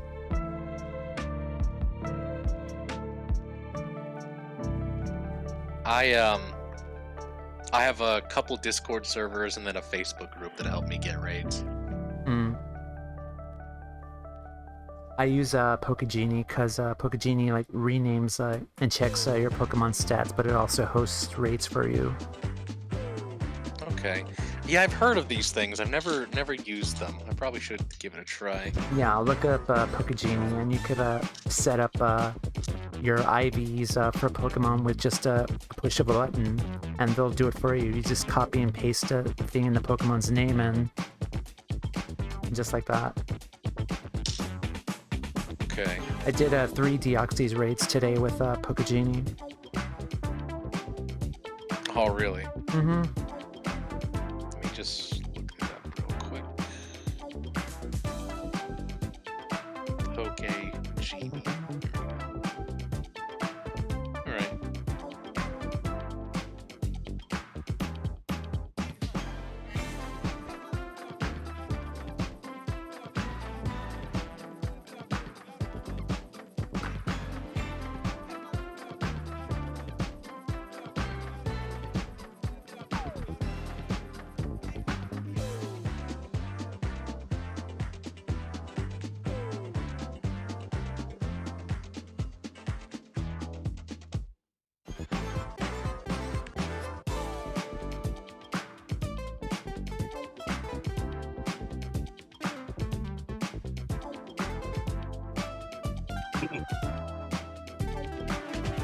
Okay, excellent.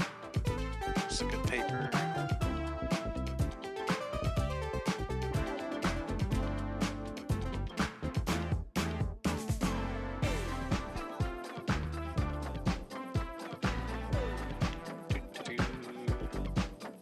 Can I download this, please?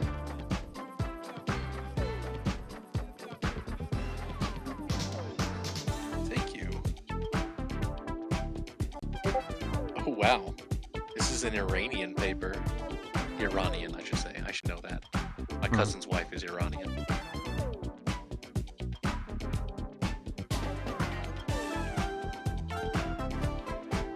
Do you like rice, Annie? Like rice, the food? Yes. I do, yes. In Iran, they have this this rice dish that apparently is extremely popular, and my cousin's wife, I guess also now cousin, because that's how that works, made it, and it's like, I don't know how else to describe it other than it's like a baked rice dish. It's really not that complicated. Where I think it's just rice seasoned with like a bunch of spices, namely saffron, because it like turns it yellow. Mm-hmm. And like I think like some lamb fat is a big thing you put in there. So it kind of fries up a little bit, and like the edges and the top get really crispy, right? So it's crunchy rice, right? And I think some people are weirded out by crunchy rice, but it was really fucking good. And apparently they love it so much that like You know, like everyone fights over the crunchy bits, and like you give the crunchy bits to like the, you know, whoever the good boy for the day is or whatever, right? So that's what they do in Iran. Nice.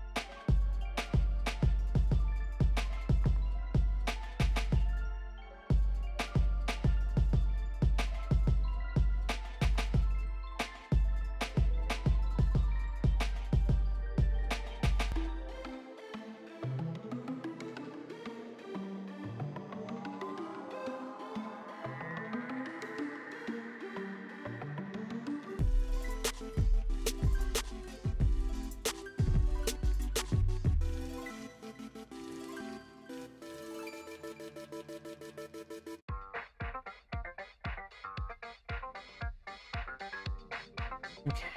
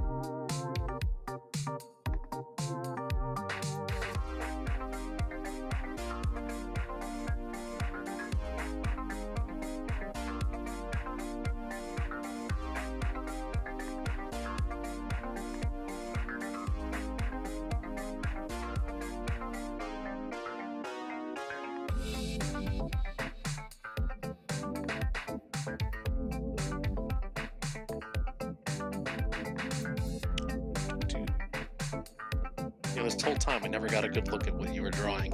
I see it now.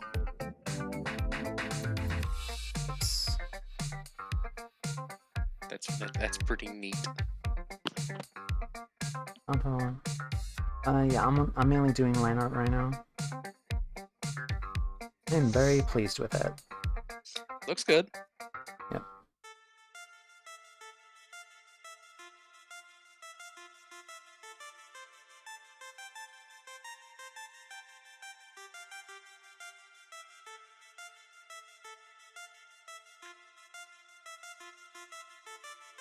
Just ship that off to Disney and be like, I heard the Owl House is ending. It's okay, I'll do it. Hey, I'm gonna put this in my portfolio website. Nice. Be like, Disney, look at this. Hire me.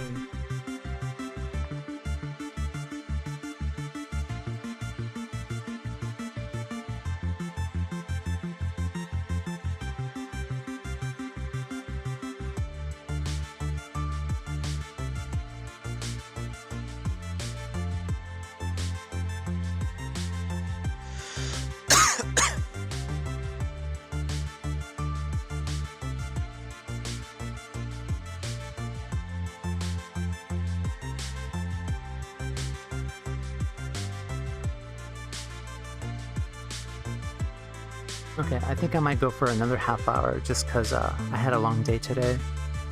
Yeah. Yep, woke up at 7 a.m.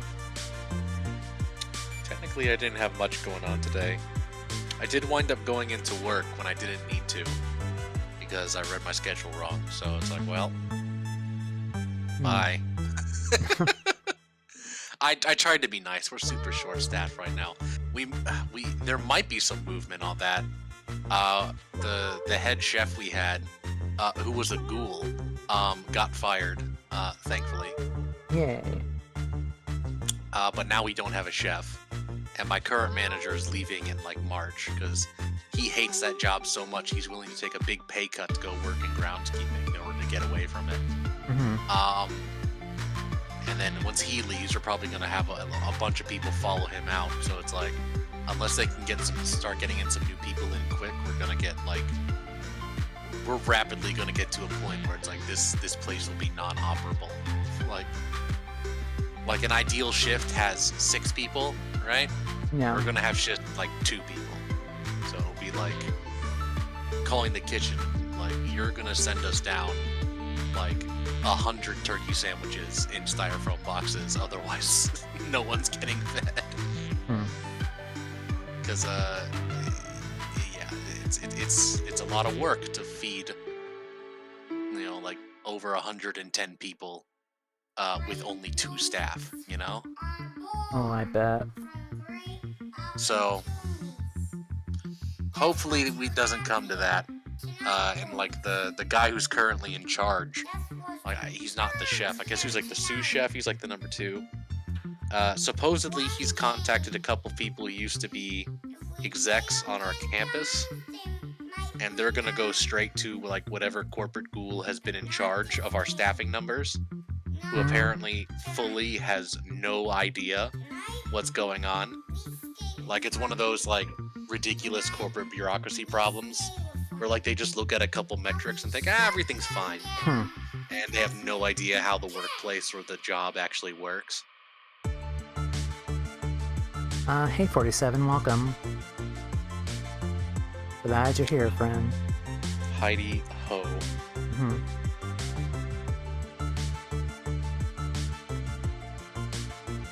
But I see. Yeah, that's stinky. Yeah, well, yeah. The only upshot is that I guess someone is going to go tell whatever this faceless corporate guy, you know, they're gonna go tell them that actually they're doing everything wrong. They should just let us hire some more people, for fuck's sake. So hopefully that gets through sooner rather than So later. they're not hiring people. Yeah, not hiring people, and like, I've been told they're running our campus more like they would a hospital, which kind of scares me because it sounds like the way you run a hospital is by bleeding it dry. But either way, it's not working. It's not the right way to do it, and we just don't have enough staff, and they don't understand that. Because, like, to give some sort of impression of what we're dealing with, when I first started about like 7 years ago, we would have roughly 6 people to a shift, and that would give us like enough space to like serve people on the halls, but then also have like a full dining room with like 30 plus people in it, and get everyone their food that way, right? Because we wouldn't be able to have people on the line and people out in the dining room. We couldn't do that now if we tried, because we're like averaging like 4 people to a shift, right? Yeah. So like between our load numbers and nurse aid load numbers, we're sort of forced to do a less efficient thing where we just have to serve everyone on the halls. Just send it all out to the hallways and serve people in their rooms. And it's like, that's doable with the staff that we have, but it winds up making everything take longer. So we have fewer staff, having to work longer hours at less efficient way. So like whatever benefit they're getting from not paying more people is like being eaten into by the fact that all the people they are paying to be there have to work extra long hours to do the actual job, right? So yeah, it's all nonsense, and you know, hopefully they figure this out and just do the one thing that every department, especially us and nursing, have been like screaming for them to do for the last almost year at this point. Just like, just hire more people. Just hire more people. It's more since the summer, so like 6 months or so.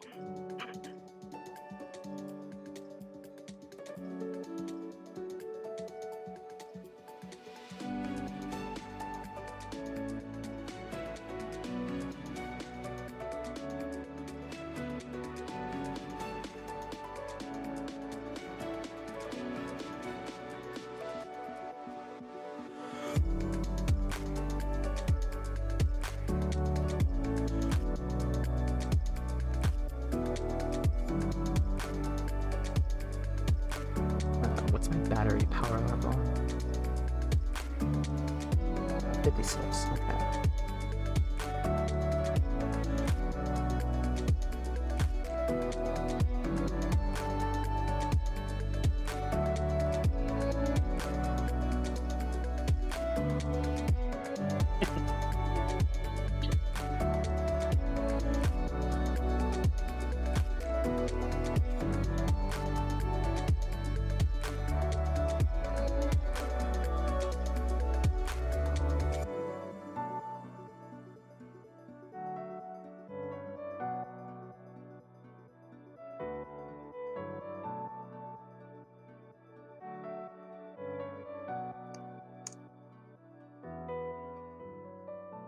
All right. I got the papers I'm gonna get for today, so I'm probably gonna take off. Alrighty then. It's nice to have you here again, as always. Yeah. Have a good night. Yeah. Yeah. Oh, I didn't even mention. Ah, fuck. I might not be able to go to bed yet Oh, okay. because today, they just released the Witch Queen in Destiny 2, and I haven't played it yet. That sounds fun. I gotta go smack some aliens before I go to bed. Who needs sleep? Yeah. So yeah, I'll see y'all later. Alright then, have a good night. Bye. Good night. Stupid Giger ADS. Sleep is for the weak.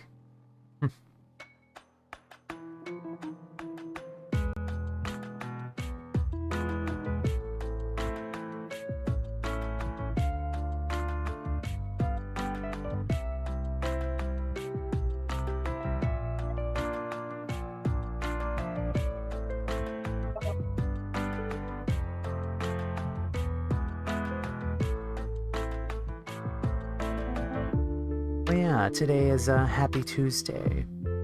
22222. That's funny.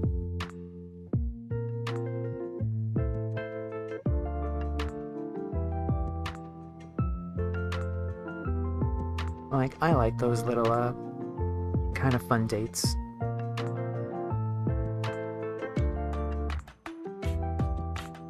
First day. Century 2000. Uh-huh. Yeah, that would have been fun. Yeah, time has felt so irrelevant that I didn't even think about it. I blink and like 2 years go by.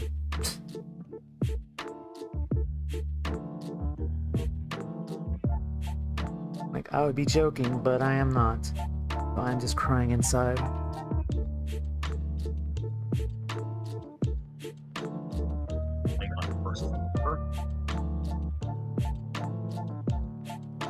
Time has lost all meaning.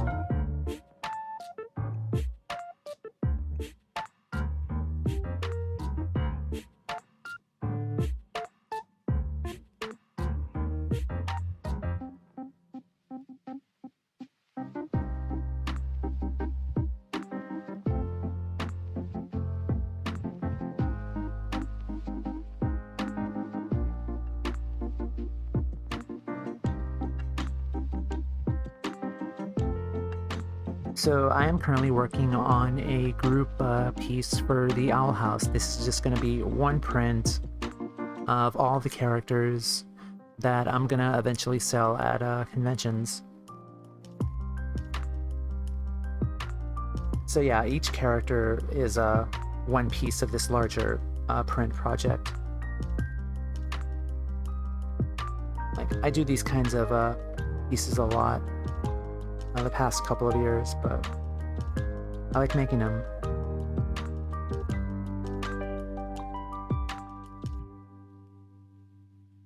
It also helps that this is one of my favorite shows ever, so even more awesome.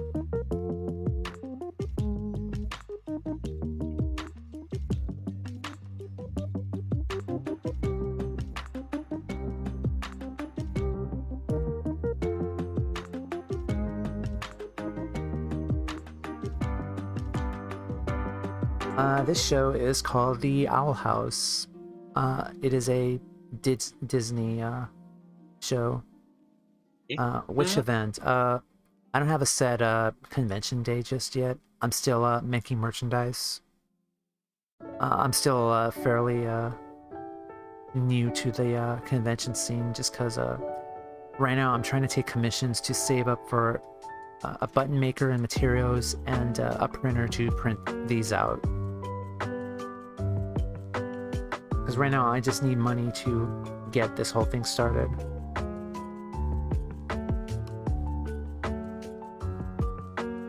But I'm gonna start small at a small community college conventions and just go from there.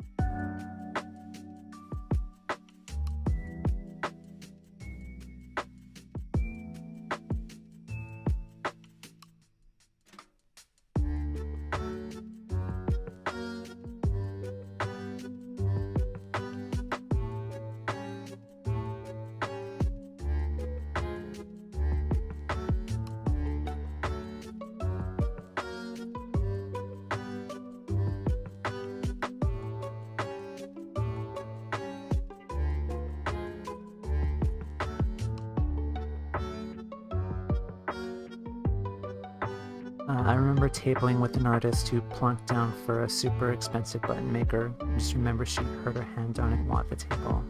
Ouch. Yeah, she hurt her hand on it. Yikes. Yeah, I hear those things can be kind of difficult to make buttons, but I've worked with them before and they're kind of hard because you have to press down on the lever thing.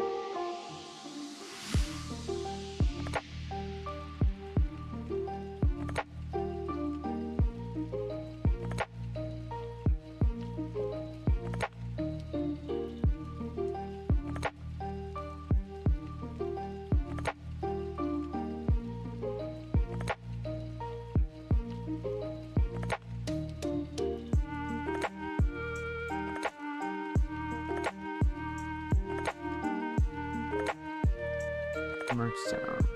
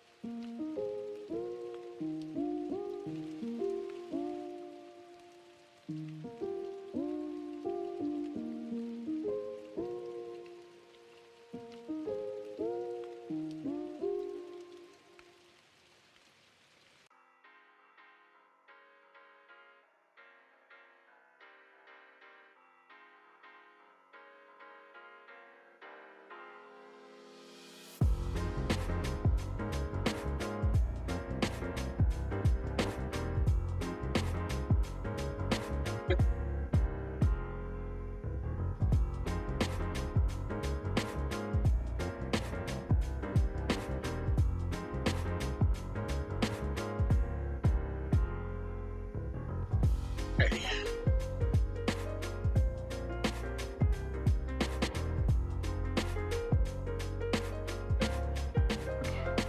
Let's see.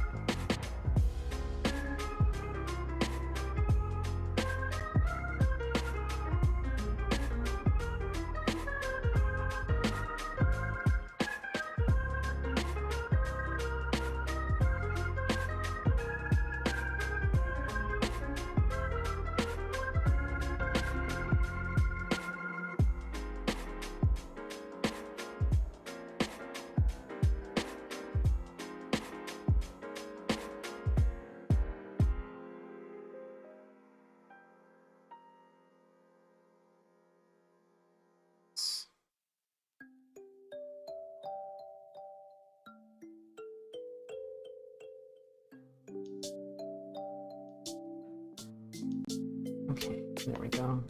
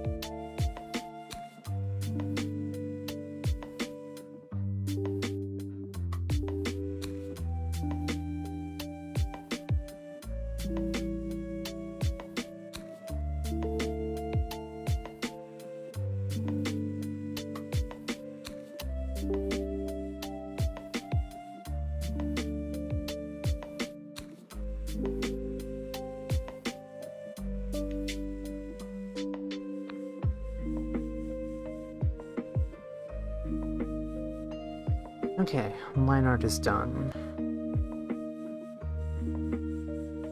One more step down.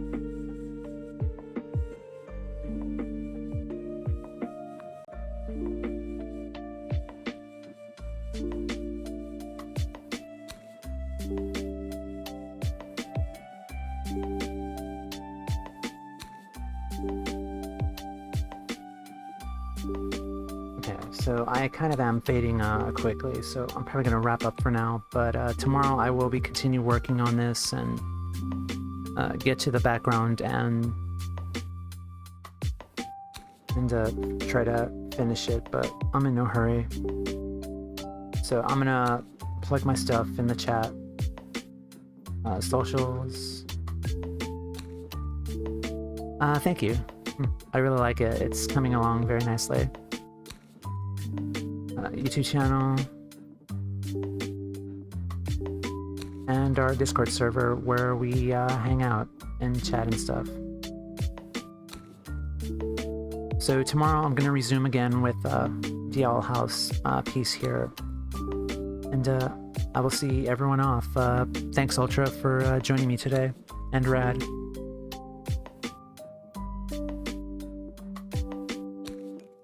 Alrighty. So, yeah, I'll be back tomorrow, so see you all then. See ya. Bye.